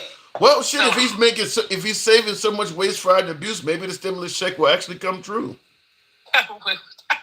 Not likely. Not till he get his parade. $92 million. That is insulting. That's a lot. That's a lot of money, Tim. That is a lot of money. And but you're claiming waste. Why go? And see that would get that would get a lot more people to support him if he showed some type of humility. Like, no, our country is suffering right now. Now is not the time to do that. Let us get the stuff balanced, and then we'll move forward. No, I don't know. I think that he's done some things that just seem so, to the point where it's so shallow in terms of humanity that he may not be able to get that back from some people. Like like all these federal employees that are being fired. What happens to them? Do we not care? I mean, them people losing their jobs, their lives got to be hurting bad. But then now we're talking about the 401k, and then he's now talking about sending Americans to El Salvador. To El Salvador. And look, with all of those people down there, how much are we paying the people down there in El Salvador for them to be there? Because it's not free. I heard it was like $6 million or something like that. It ain't free. Yeah. I guess they're gonna house them down there until they finish building the jails over here. No, they may never be coming back. I don't. The ones that he's sitting down there now, I don't think there's any goal for them to ever come back. I think those folks are getting life sentences. If I was them, I wouldn't want to come back anyway. Because you come back, you know what's gonna happen. They just gonna treat you like shit anyway. Well, you can come back. It'll just have to be after Trump. I mean, I don't even think if J.D. Vance followed Trump up, I don't think he would be doing. Let's say Trump passed away and he was no longer, and we had to put J.D. Vance. You think J.D. Vance would be doing the same stuff? No, I don't believe he would. Because he really wasn't even a big fan of Trump. Right. It had me a little behooved to even know that he chose him as his running mate. Because J.D. Vance really was not a fan of Trump, and I still don't believe he is. So they're actually mad at Vance right now because they say Vance tried to stop some things that Trump was doing. Yeah, that's going to get Vance on the wrong side of MAGA doing that shit. I think he already is. Well, see, Trump doesn't feel that he needs a vice president. He said this out of his mouth in one of those interviews. He was like, "Oh, I really don't need a vice president." Yeah, he did. Because I did a live on that. I even asked the people, like, damn, how do you think J.D. Vance and his family feels when the guy said he really don't need a vice president? Yeah, I mean, he also said that he does not see J.D. Vance as his successor either. He definitely said that also. I heard it also. He wouldn't endorse him. He wouldn't. He's trying to figure out now how he's gonna do away with the Constitution so he can run until he dies off. So you really do see Trump as trying to be some kind of dictator or something? Oh yeah. You see how he's signing executive? He putting tariffs on penguins and shit. Like, come on. I'm going to say maybe that was a mistake. Penguins and volcanoes. He putting tariffs on them. What the fuck? With the penguins? What, they ate too many fish or something? I don't know. Help me out. I'm going to say maybe that was a mistake. Maybe he. That is bullshit. That he's just not competent. I'm sorry. I find him to be very incompetent. Even with having money. You saying you got rich people that are dumb as doorknobs. They just know how to count. But then you saying he's not competent. I got folks that are saying his face should be on the side of Mount Rushmore. Bullshit. That's that hoe that want to get on her knees for him. Girl, bye. All right, Miss Mo Better. Jesus Christ. Yeah, don't get me started on that bullshit, Tim. That face. But you're supposed to respect the office. You're supposed to respect the office. I'm told he is the commander-in-chief. He don't have to respect the wash and weed. Listen, the body is only as good as the head. If your head is fucked up, so is the body. Sorry. That sounds like something I told my ex once and she didn't like it. But okay, fair enough. Maybe you shouldn't even get up for her. I don't know. I'm just saying. All right. Miss Mo Better, always a pleasure. Thank you. Jesus. Oh my God. Real quick in the comments, what she was talking about, we may have played it on the show once before, but certainly I wanted to indulge in this clip for a minute. This is in regards to Trump and JD. All right, now more of Brett Baer's exclusive Super Bowl interview with President Trump. Here's a preview of what we're going to see tonight on Special Report. Do you view Vice President J.D. Vance as your successor, the Republican nominee in 2028? No, but he's very capable. I mean, I don't think that I think you have a lot of very capable people. So far, I think he's doing a fantastic job. It's too early. He said it's too early, but wow. I mean, he said no with the quickness. I mean, he didn't hesitate. I mean, he just straight up said, no, I don't see him as my successor. So I don't know how J.D. Vance took that, or his family, or his wife, but damn, he don't have a lot in store for you. He should have received a call from Mike Pence immediately. Like, you should talk. We need to talk, because you could be going down the same path as I am. Doesn't see him as his successor. Then what is that? I mean, what does that pretty much mean, that J.D. Vance has a glass ceiling? Vice president is kind of it for you, huh? Anyhow, before I go on to the next caller, tap the screen. Get me on up to about 80,000. Didn't want to make sure I didn't miss out on a super chat. The Honorable Will says, MAGA ain't shit. They're already moving the goalposts and gaslighting everyone, talking about nothing Trump does is good or bad, but Americans, and if you don't like it, you want America to fail. You know, you hear that all the time. If you don't like it, you can leave and all of this other stuff. I do believe you should have the right to criticize America. I mean, Trump does it all the time when the liberals in office. You know, the military is dilapidated. We're a laughing stock. I don't know all of a sudden why when liberals are critical of America, they're told to leave or they hate the country or something like that. Because the right did it all the time under Biden. So I am 100% in favor of free speech. That's why we talk about it on the program. Will also says it's hilarious. Anytime you criticize a Republican, you're anti-American, despite the clear failure in anti-Americanism in the Republican Party. Yeah, the Republican Party does. You don't normally hear liberals talking about if you don't like the country, leave. Because there are far more opinions among the ranks of the liberal party. I mean, they go from LGBTQ to Hamas, all this shit. All of that's in the liberal party. Whereas the right is straight white and Christian. Straight white. Even if you talk to folks in the Republican Party that are not white, they still, if you put their words down on paper, they sound like straight white and Christian. I mean, Tim Scott, if you didn't look at him, everything he says is in line with straight white Christian males. I mean, it is what it is. So, but yeah, I definitely believe that you should have the right to criticize your country without being told to leave. Now, this is the first time I'm hearing this clip because I didn't know anything about a military parade. I do want to hear what is said here, so it's a minute or so. Might be interesting. Trump administration has started planning some sort of military-style parade in our area this summer on the president's birthday. The Washington City paper was first to report it, and Mayor Bowser confirmed the news today. You may remember the president attempted to put on a similar parade during his first term in office, but had to cancel it because of cost concerns. News 4 transportation reporter Adam Tuss is following details for us tonight from the district. Yeah, well, while the exact size and scope of this parade is not yet known, here's what we can tell you. The Trump administration has been contacting some of our local leaders about having some sort of military-style parade, and it appears it'll be this summer.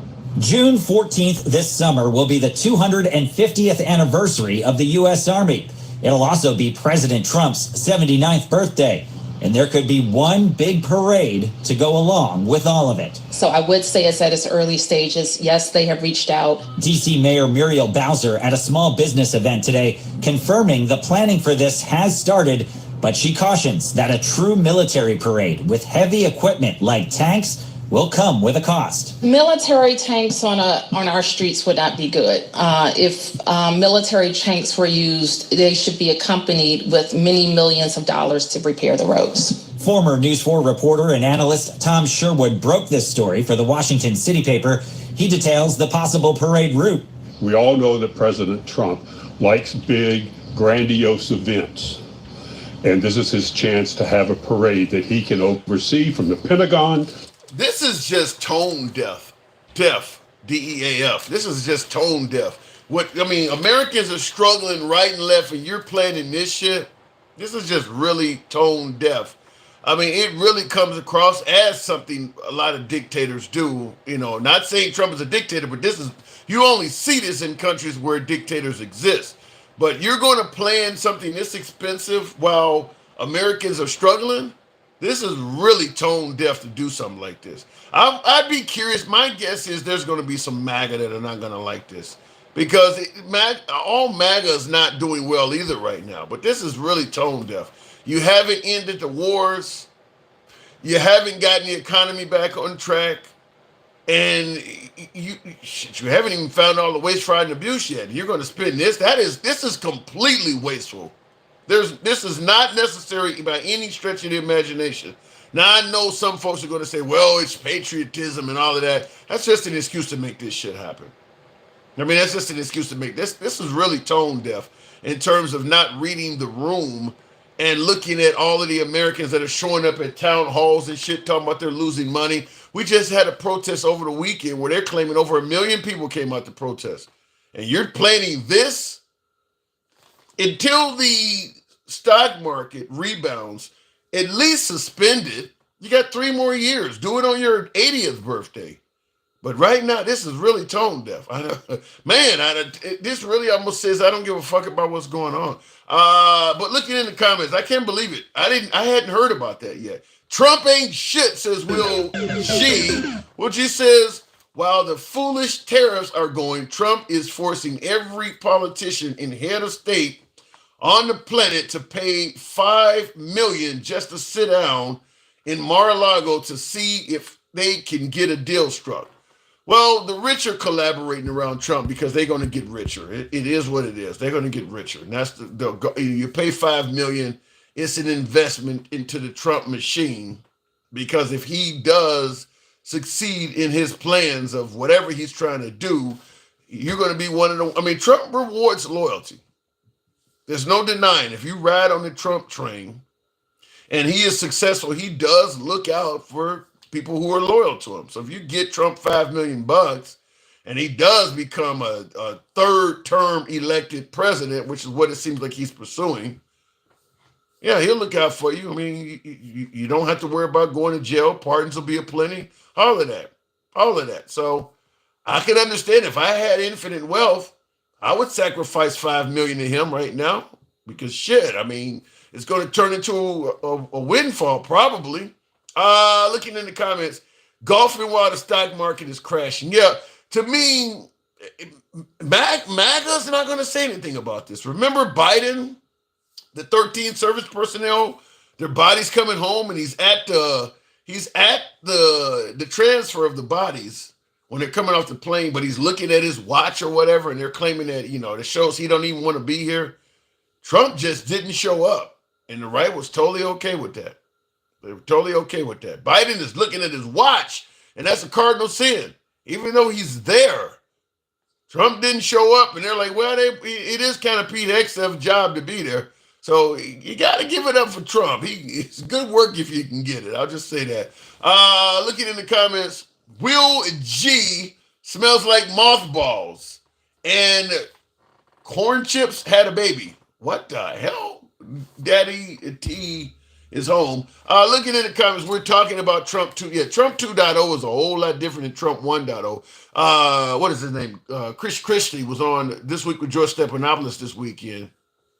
And he stated that, Trump's first term, he had the people that were surrounding him were far more moral and intelligent than the folks he have around him now. According to Chris Christie, the people that Trump have around him now, not only are they of lesser intelligence, they all just are yes, sir people. They're just going to say yes, sir to him. I don't think, based on what we've seen so far, that there is a significant reason to deny or disagree with what Chris Christie has said. There's absolutely no pushback. Like I said, the guy is talking about sending Americans down to El Salvador now. That would be all over Fox News if somebody on the left was saying that. All over Fox News. That is incredibly unconstitutional. You're hearing nothing on the right from that. Looking in the comments, and somebody said golf and why the stock market is crashing. Let me go back to the box. Continuing on with Top Dog. Good evening, Top Dog. A military party. Wow. I guess you can see some good hardware, but a military party. We'll give the box a minute to reset. I don't know what's going on with it, but my last guest doesn't appear to be coming up. For those who keep talking about gas prices, just stop. Our money is gone. This is bigger than gas prices. I agree with that. I agree with that 100%, Best Becky. Getting gas down 50 cents a gallon is not going to replace all the money that's been lost in the stock market. Not to mention, we know the price of goods and services is about to go up. The only people that are suggesting that Trump's tariffs are not going to hurt us financially are people that work for Trump or support Trump. Outside of that, everybody else around the world is saying it's going to hurt. Are they all wrong in MAGAs, right? We'll see, but that's a hard pill to swallow. Didn't he tell us to take our medicine? Yes, he did. He also said it's like a surgery. The patient is going to heal just fine. Trump is cutting payroll and state tax. Read bill. Police cam reactions. I haven't heard that. You're saying that Trump is cutting payroll and state taxes. Will it, I'm starting to wonder though. Will it be enough to undo the damage? Tax cuts sound great, but if you're making $15-20 an hour, how much money? You'd almost be paying no taxes. Is a small, 10-20% tax cut gonna make that much of a difference in your life? If his tariffs lead to everything going up 20-25%, would giving you a 10-15% tax cut improve the quality of your life that much? Suppose it depends, because a lot of people, keep in mind, a lot of people at the lower end of the pay scale aren't really paying much in taxes anyway. Earned income tax and things like that. They're not paying that much in taxes anyway. So giving poor people a tax cut ain't really saying shit. You're not going to make their lives that much better by giving them a tax cut if they ain't really paying taxes. That's something that people making a decent income are going to benefit from. So everybody needs to understand that this tax cut, Gerald Jimerson, you said what damaged the stock market. How long do you think it's going to take before the market rebounds? We'll have to see, because we haven't even heard of all the retaliations that's going to be thrown out. All of the countries haven't responded yet. Tax cuts is better than school debt forgiveness. It wouldn't be for me, Aaron. It would not be for me at all. If you forgave my student loan debt, that I got 3 college degrees. Tax cut ain't gonna come close to. You got people that are 6 figures in debt. You got plenty of folks out here making $70,000-$80,000 a year. In some cases, $30,000-$40,000 a year, and they owe 5 digits in student loan debt. Tax cut ain't gonna be better than that. Tax cut is not going to come close to that. People, you could be paying anywhere from $300 or $400 to $1,000 or more for student loan debt. You're going to get a tax cut that's going to equal $1,000 a month in reduction? I doubt it. At the average level. Yeah, if you're making, well up in the 6 figures, yeah, that's different. But the average working American, what is the average salary in America? About $60,000 a year? They're not getting $1,000 tax cut per month. I can smell Trump's fupa. Swear, my God, Will. He said, I can smell, he talking to Daddy T. Says, I can smell Trump's fupa sweat on your breath through the screen. I think many of us are aware that a fupa is a fat upper pussy. Damn. God. You're suggesting that Trump has a fupa? Jesus. Oh, Lord. Okay. Just came back from store domestic beer, $11.99 or $10 and what does that say? The domestic beer is $11.99, imported is $20.99. Sound like the time is up for Heineken, huh? Doesn't make Elon Musk much less of a citizen, a true African American. He's giving $800 a month for lower class families. When is that going to actually happen, police cam reactions? Because I was told we need to stop sending money to the Ukraine and take care of Americans. Trump got elected, the money stopped going to the Ukraine immediately. So no money's going to the Ukraine. We obviously are getting rid of impoverished immigrants, so they're not taxing our entitlement system anymore. USAID is gone. That was kind of like the U.S. International Charity Organization, so we're not sending money overseas to a lot of countries anymore. And then we fired tens of thousands of federal employees as well. So there's not much going out of the federal government to all them folks. I mean, there's literally billions of dollars that the government has saved all over the damn place. When do we get to the point where we're starting to talk about helping out the average American now? The money has been saved. I'm not hearing Trump talk about anything. What even happened to the tax on tips? I mean, all I hear him talking about is he's still saving money. But when do we get to the point where the average American can finally say, okay, now I see why he done that? He's not even talking about it. Unless some of you heard something that I didn't. When is he going to get to doing that? You've cut enough shit at this point where you should start talking about giving some of it back. I'm not hearing this alleged $5,000 or $6,000 stimulus check coming from them at all. I'm hearing rumors about it from individuals, but I'm not hearing any clips of Trump saying it. When do we start hearing that? I didn't set one, Mike, and we're too deep into it now. I got to figure out how to do that, though. You said the live go. I didn't even set that. And like I said, the live we're well into it at this point. It's never going to happen, says A King. Yeah, I'm not hearing it. You saved enough money at this point where you can start helping out Americans. No money to the Ukraine. That was billions. I don't know how much USAID was spending, but if you listen to Elon Musk, that was billions. Obviously, firing all of those federal employees was billions. So when do we get to the point where you're talking about what you're going to do for the average American? It's just, I have not heard it. Because it ain't fucking happening, says King Finn. Looks that way. We heard a lot you didn't, says Ted Detroit. Well, don't just tell me what you heard, Ted. Is that Detroit? Tell me what have you heard Trump talking about he has in store for the average American. And at this point, we should have some dates. When is it going to happen? Tell me what you've heard so far that Trump has said he's going to start doing for the average American. And when is it going to be implemented by? You should have actual dates in that. He saved a ton of money at this point. Afghanistan people went to Iraq, Afghanistan, for you after 9/11. Shame on you, American people.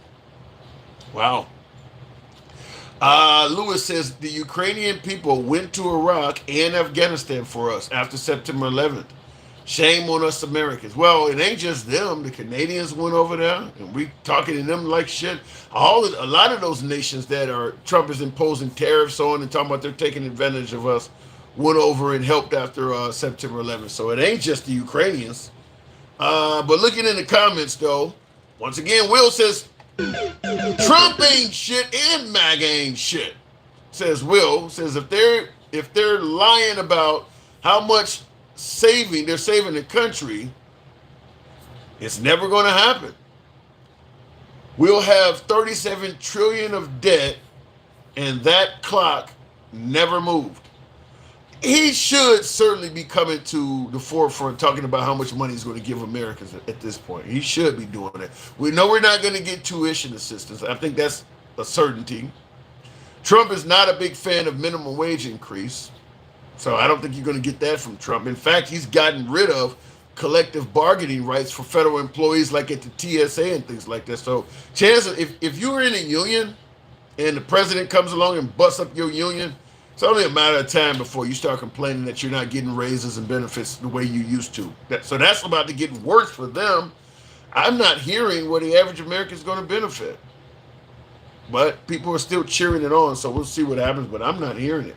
Wow, 3 wars we didn't need to be involved in. Thanks. This love is living. Keep going, Tim. I think you... Marquita, thank you. I think that I don't understand what you're saying there. Yeah, Trump straight up abandoned Ukraine.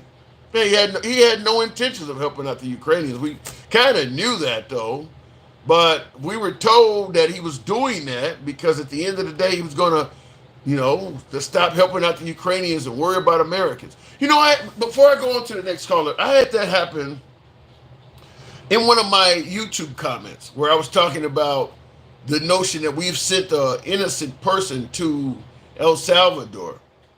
And someone responded, I'm assuming they're a Trump supporter, by saying, once again, we should, as opposed to being worried about people being wrongfully sent to El Salvador, these are illegal immigrants, we should be worried about all the Americans that are wrongfully incarcerated in this country.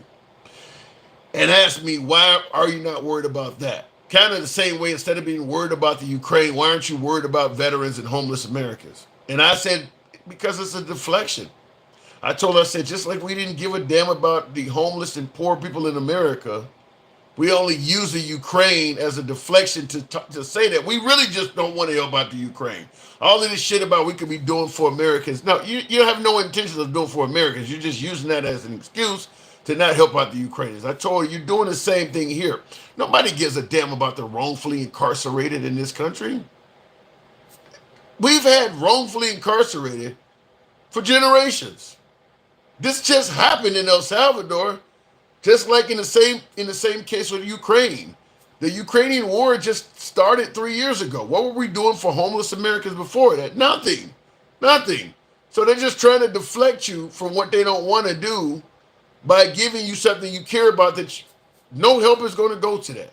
I'm talking about that right now. We stopped helping the Ukraine now, and nobody's bragging about, well, now they went back to helping me out. It would be a shame to not help out vets because, all the money don't been diverted to the Ukraine. It was nice when we used to be able to help out the veterans and help out the home. Notice no politician was saying that. No politician was bragging about how many Americans they were helping out before the money went to the Ukraine. And notice that the money is coming back and nobody's bragging about what they're going back to doing either, because it wasn't happening. It was not happening. It was a diversion it was a deflection from day one. Looking in the comments, also known as loot the treasury. So fuck, Will. If they're going to loot the treasury, what's the end game? We're going to all just be poor?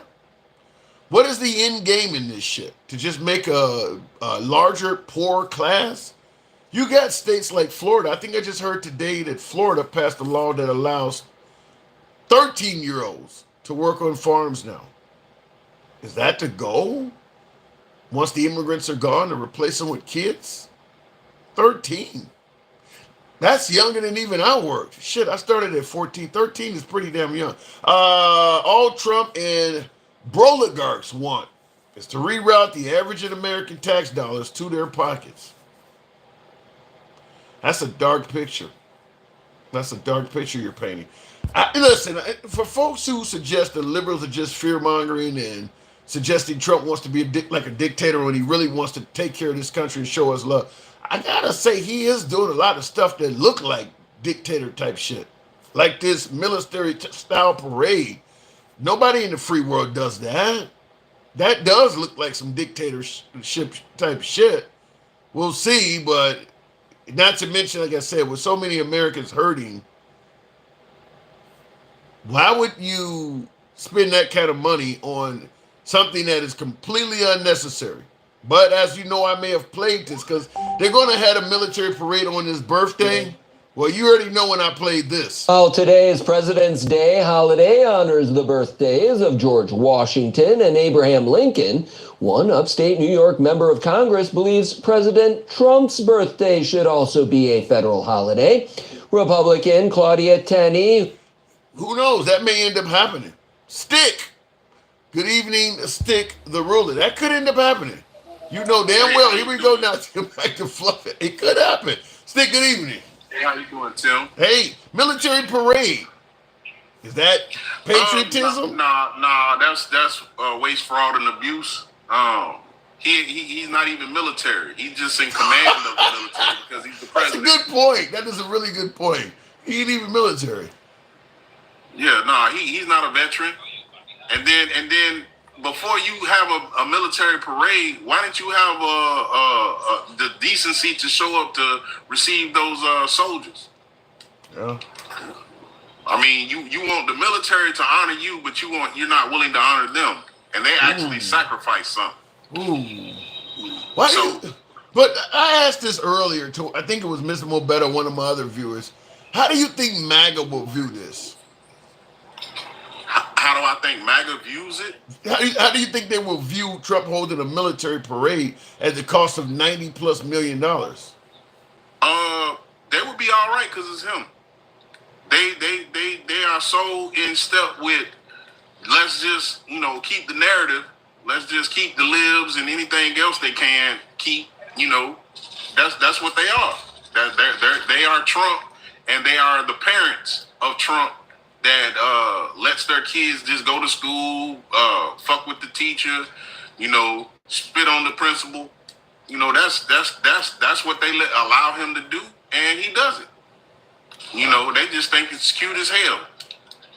Well, I mean, I don't know. Like I said, I have a hard time. It just sounds like he's not reading the room to me. I mean, there's just Americans claiming to be struggling everywhere, from farmers to investors, and somehow, somewhere, we got $90+ million to do this. Well, I mean, you do have some people, mad and upset and saying we didn't, vote for this, and I gotta agree with them. They did not vote for that. They voted for all the other wrong shit, but. It's okay. Now you see what you got. Now you see what you're getting, what he does, and how he's moving.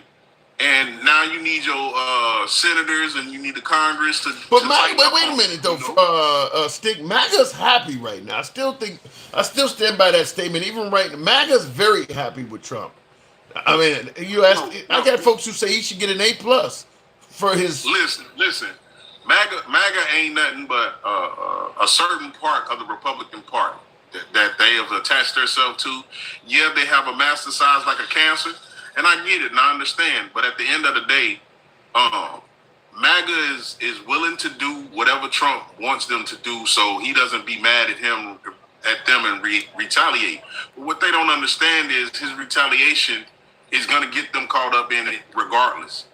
And right now. Let him tell it only the strong survive. Yeah. So if you ain't strong, MAGA, then you shouldn't.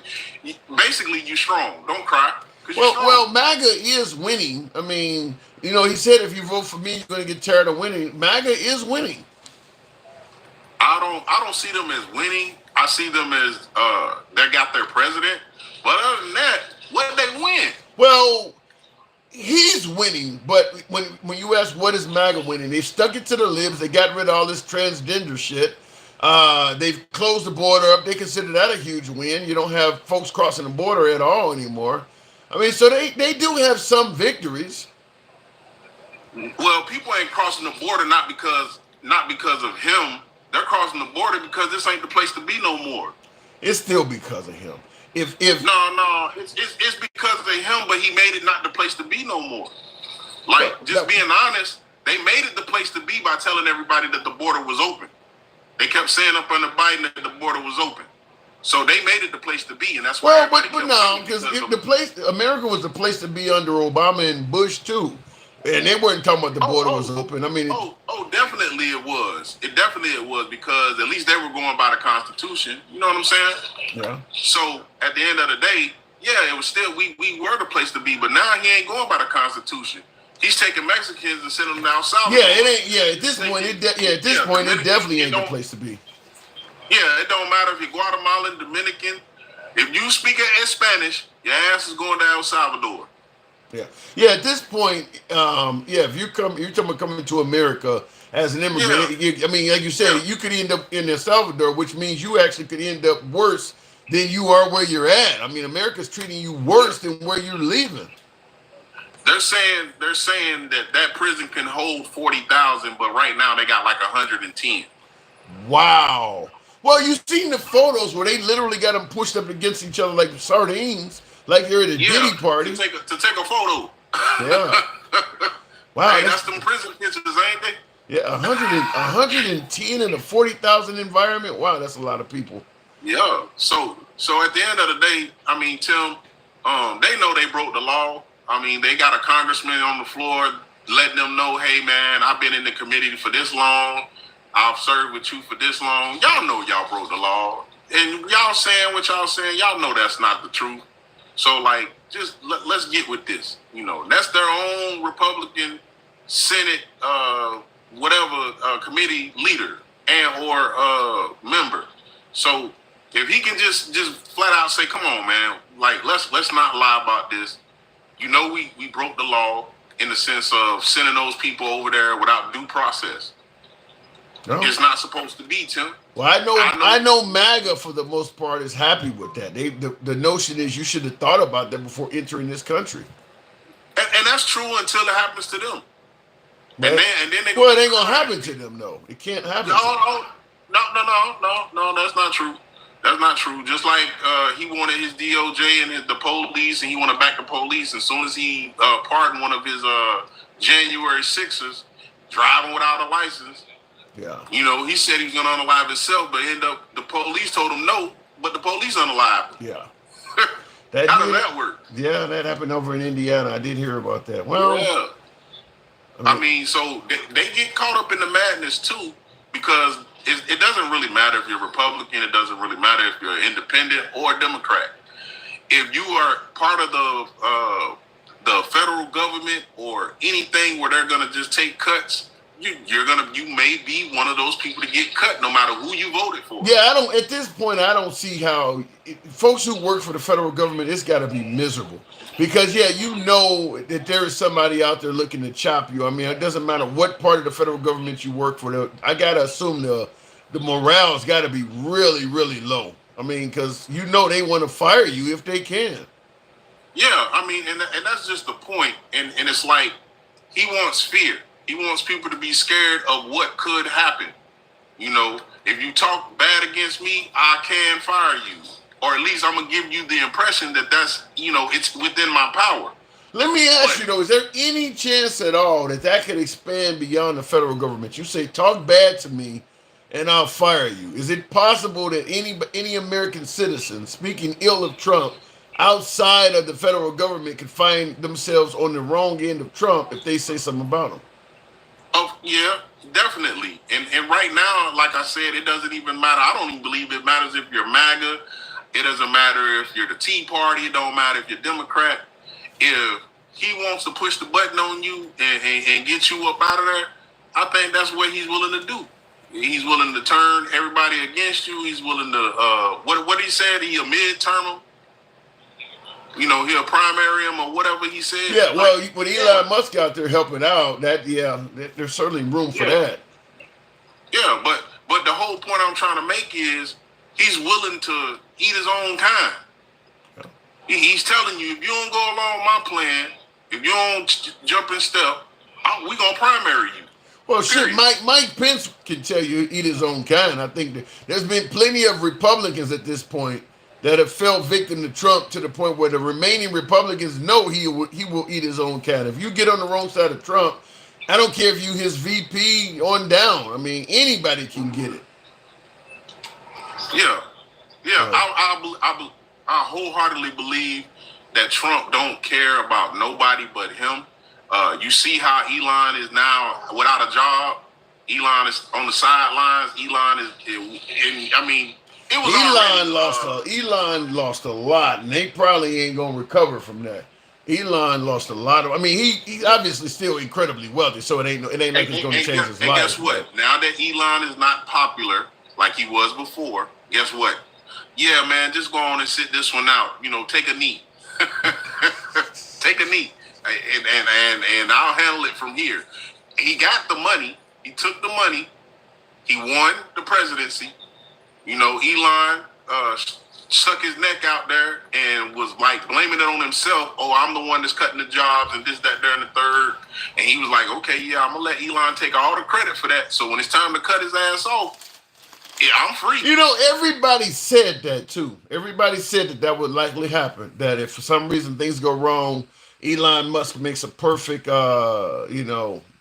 whipping boy. You know, perfect person to throw under the bus. You know, Elon isn't officially fired though, so. No, he's not official. What it is he said that he had him for I think 145 days or some junk like that, or 90 days. something like that. Well, he needs to get back to Tesla because the company is tanking because what Elon is doing politically is so unpopular. But I don't think there's any way to turn that around. I mean, for Elon, the damage is done. I mean, people don't see you with the salute. People don't see what you did in government. They've heard the things you said. I mean, leaving ain't gonna stop that at this point. People know who you are. Yeah, and see, that's just the thing. Like, he didn't think about the consequences on his end when it came down to it. He just thought, just like Trump, that they love me like they love Trump. But they don't. Because guess what? Trump threw him up under the bus when he said he's not even an American citizen. Yeah. I mean, that makes no sense, though. Elon Musk, his main product, the Tesla vehicle, was kind of a status symbol for progressives, tree-hugging liberals that wanted to protect the environment. Why he would go and come out as far right, that makes no sense at all to me. I mean, that's like an NFL player coming out as trans. You're probably not going to get to play. I mean, once you do that, that's probably going to be it for you being on the team. Hey, Tim, they was willing to let Elon put it all on the line. Elon had already knew, check it out, I know you don't even like electric vehicles. He didn't even like electric vehicles. His thing was, gasoline and oil and all of that. So at the end of the day, Elon Musk knew what he was dealing with. He used him like he used Mike Pence. He used him to get elected. It worked. Donald Trump did. It worked. Yeah. He used the evangelicals that backed Mike Pence to get him elected, to push him, to give him that push.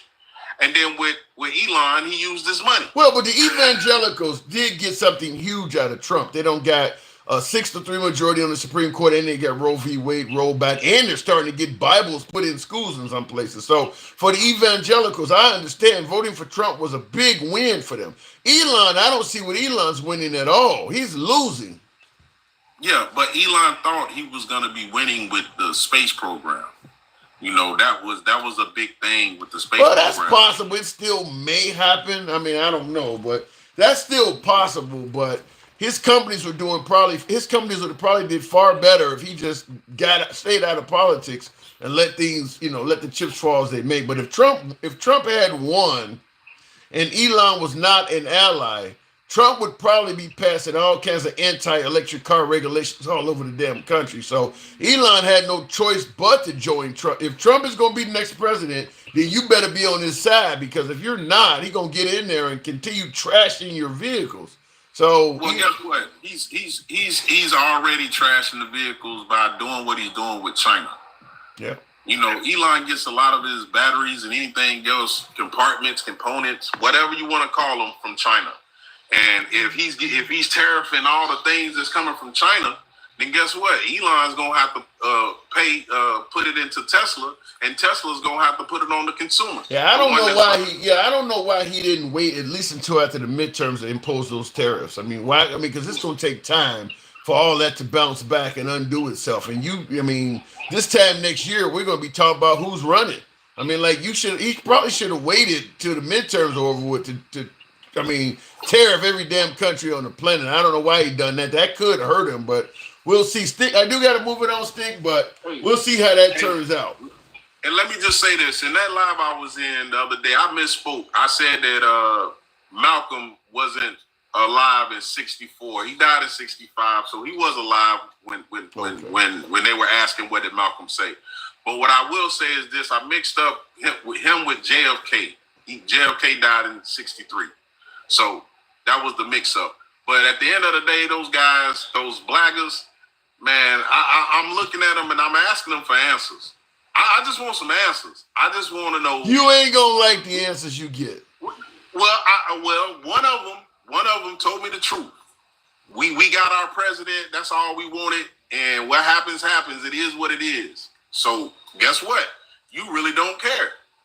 You really don't care. Well, it's like what you said, and many callers said before. You don't care until it starts happening to you, like the woman from Venezuela. Like the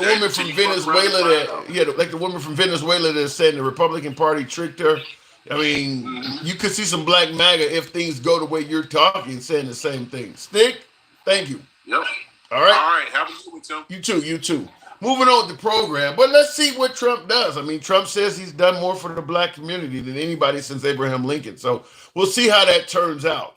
But as I stated on the program earlier, we are no longer a charity country anymore. When do we get to the point where we're looking out for Americans? That's what we were told. We need to stop. Essentially, we need to make America selfish again and take care of ourselves. Well, we've become officially really selfish. We're not helping nobody out. America had, other than Israel, and I believe Israel's paying for the weapons, so we're making money off of them. We're not, no one is freeloading off the United States anymore, as Trump might suggest. So when do you start taking care of Americans? Nobody is getting anything. So I don't understand if we don't get to that point, then the next logical question is who's getting the money? If we don't end up getting it as citizens, make no mistake about it, somebody's getting it. It just won't be us. Why is the Trump administration trying to dismantle the Black American Museum? Wow, Cedric, I think it's pretty obvious in regards to what's going on there. Whether it's removing the Tuskegee Airmen's accomplishments from Air Force sites, I think it's pretty clear that anything denoting illustrating the accomplishments of African Americans over the years, expected to be at least altered, if not completely removed from anything that they have the ability to remove stuff from.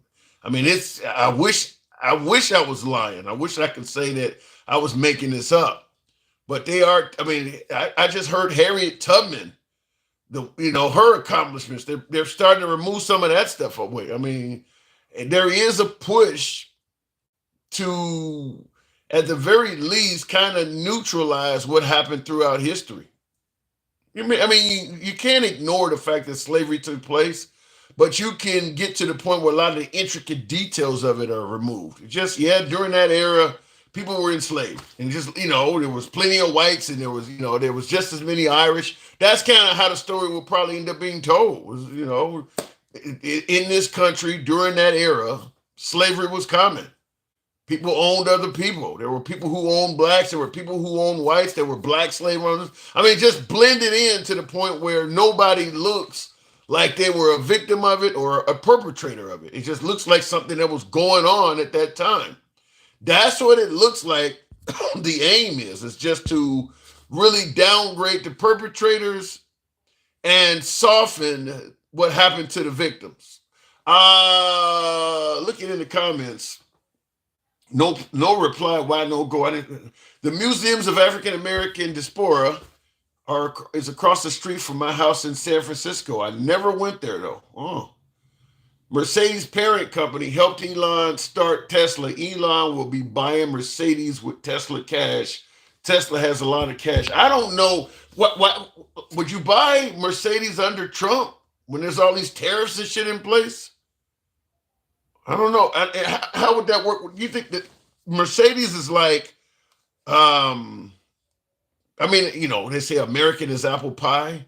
Mercedes is like like synonymous with German. You think they would sell that to Elon? My heart goes out to you, guy. I don't know if the Germans would even sell that to him. We'll see. I mean, anything is possible, but I mean, that's like the flagship of German engineering. You're gonna get rid of Mercedes to this guy? My heart goes out to you, guy. Curious to see. That's exactly why I said, motherfucker, you're insecure as fuck before I didn't even acknowledge you still. Okay, you guys are going back and forth with each other. Tim, what happened to the last person in history that tried tariffs?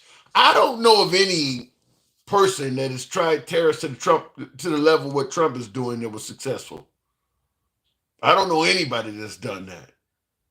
Because the way Trump is doing tariffs is based on, well, we buy more from you than you buy from us, so you're getting over. And as many folks like Ben Shapiro is pointing out, you buy more from your local grocery store than they buy from you. That don't mean they're getting over on you. You're getting something for your money. If we're buying more cars from Germany than Germany are buying from us, that doesn't mean they're getting over on us. Americans want those damn cars. I mean, it is what it is. They want the car. It's a good, you look at American cars and the size of them and shit like that. My guess is most Europeans would not buy them even if they had access to them. They're too big for their roads, and they're not very fuel efficient. They probably wouldn't buy them anyway. So I don't know, but that's the claim that Trump is making. Well, because we buy more from you than you buy from us, you're ripping us off. We're always going to buy more. We got more people. There's no other country other than maybe China or India that has the population to compete with the buying power of the United States. We're always going to buy more. You really expect a country, let's say like Israel, countries the size of New Jersey, you expect them to purchase as much shit from the U.S. as, as vice versa? They don't have the population to do it. So I don't understand where Trump is going with that rather. Mercedes are great cars. It's the only car I'll buy. That may change, no reply, when the parts go up. I just heard on the news that Range Rover and I think Jaguar, coming out of Britain, they're temporarily going to suspend sending parts to America. You want to buy a car that you can't get parts for? It's already expensive enough to have a foreign vehicle when you need parts. Imagine if the parts are completely unavailable. Let's say your windshield cracks or something like that. You can't even get one. I don't know. You may change your mind on that one. The Mercedes plant in Tuscaloosa, Alabama, known as Mercedes-Benz US International, assembles. Okay, you got the different types there. Well, then I guess you'd have to buy one of those type. We'll see though, because if they're assembling the part, let's say the company's assembling the cars in the Mercedes plant in Tuscaloosa you're talking about, but are all of the parts for the Mercedes vehicle being produced in Tuscaloosa, Alabama? I mean, the microprocessors, all of the parts, the alternator, all of that shit. Is all of that being produced in Tuscaloosa, Alabama? Because Trump is saying if it isn't made in America, it's going to have a tariff on it. So even though most of your cars made in America, all of the little pieces inside of it still may have a huge tariff attached. So the car would be more expensive. Anyhow, folks, I do appreciate the 81,000 on the likes. I didn't solicit that as much, but thank you folks for tapping the screen.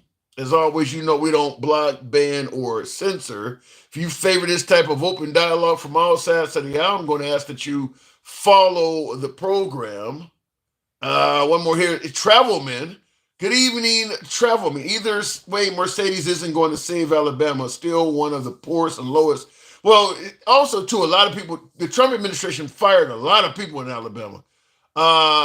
Stop the fluffing, says Kingfin. In what area? Let me know how that's happening tonight. But no, Alabama, in fact, probably the most hardest hit are going to be some of the right-wing states because of the removal of entitlements. A lot of those states have huge agriculture and farming communities that are being hit by three different ways. Getting rid of the immigrants, so they don't have any immigrants to work on the farms. The tariffs are making it costly to send and receive items from places like Canada and shit. And then, of course, the USDA subsidies that they may have normally been able to give. Well, Elon Musk has stopped all of that shit. So farmers are getting hit in all three directions. And a lot of that's in red states, red areas. Farmers are in rural areas. Rural America is overwhelmingly red. So we'll see how it happens. Rolls-Royce makes a bunch of stuff in America, too. The problem is nobody makes a full car in America. Nobody does that. So now you have to figure out what on the car is made overseas. If it's the expensive shit like the engine, the trans or something, your car's going to go way up in price. Anyhow, do appreciate the 82,000. I'm going to go ahead and wrap it up. I'll catch you guys tomorrow. Follow the program if you're on TikTok or Instagram. And until then, you guys have a wonderful evening. It's your boy Tim, the handsome liberal. I got to get my ass out of here and sleep. Black jobs. I hope not. I don't know what black jobs are. Some of these jobs are going to be children's jobs by the time they're done. I don't know, but I've heard the term black job. Looking in the comments here, farmers deserve everything they have coming to them. They almost went out of business in 2020 if it wasn't for Biden winning and signing an executive order to escape them. They be fucked. Yeah, people are going to say that. You voted for, because it's the same thing that happened to some of the immigrants. You know, Biden gave you temporary protected status like the Haitians and the Venezuelans and shit. And then you guys get in there and your family members that are here legally voted for the guy that wanted to take all that away from you. As you say, they are fucked. All right, folks, catch you tomorrow. Stay safe.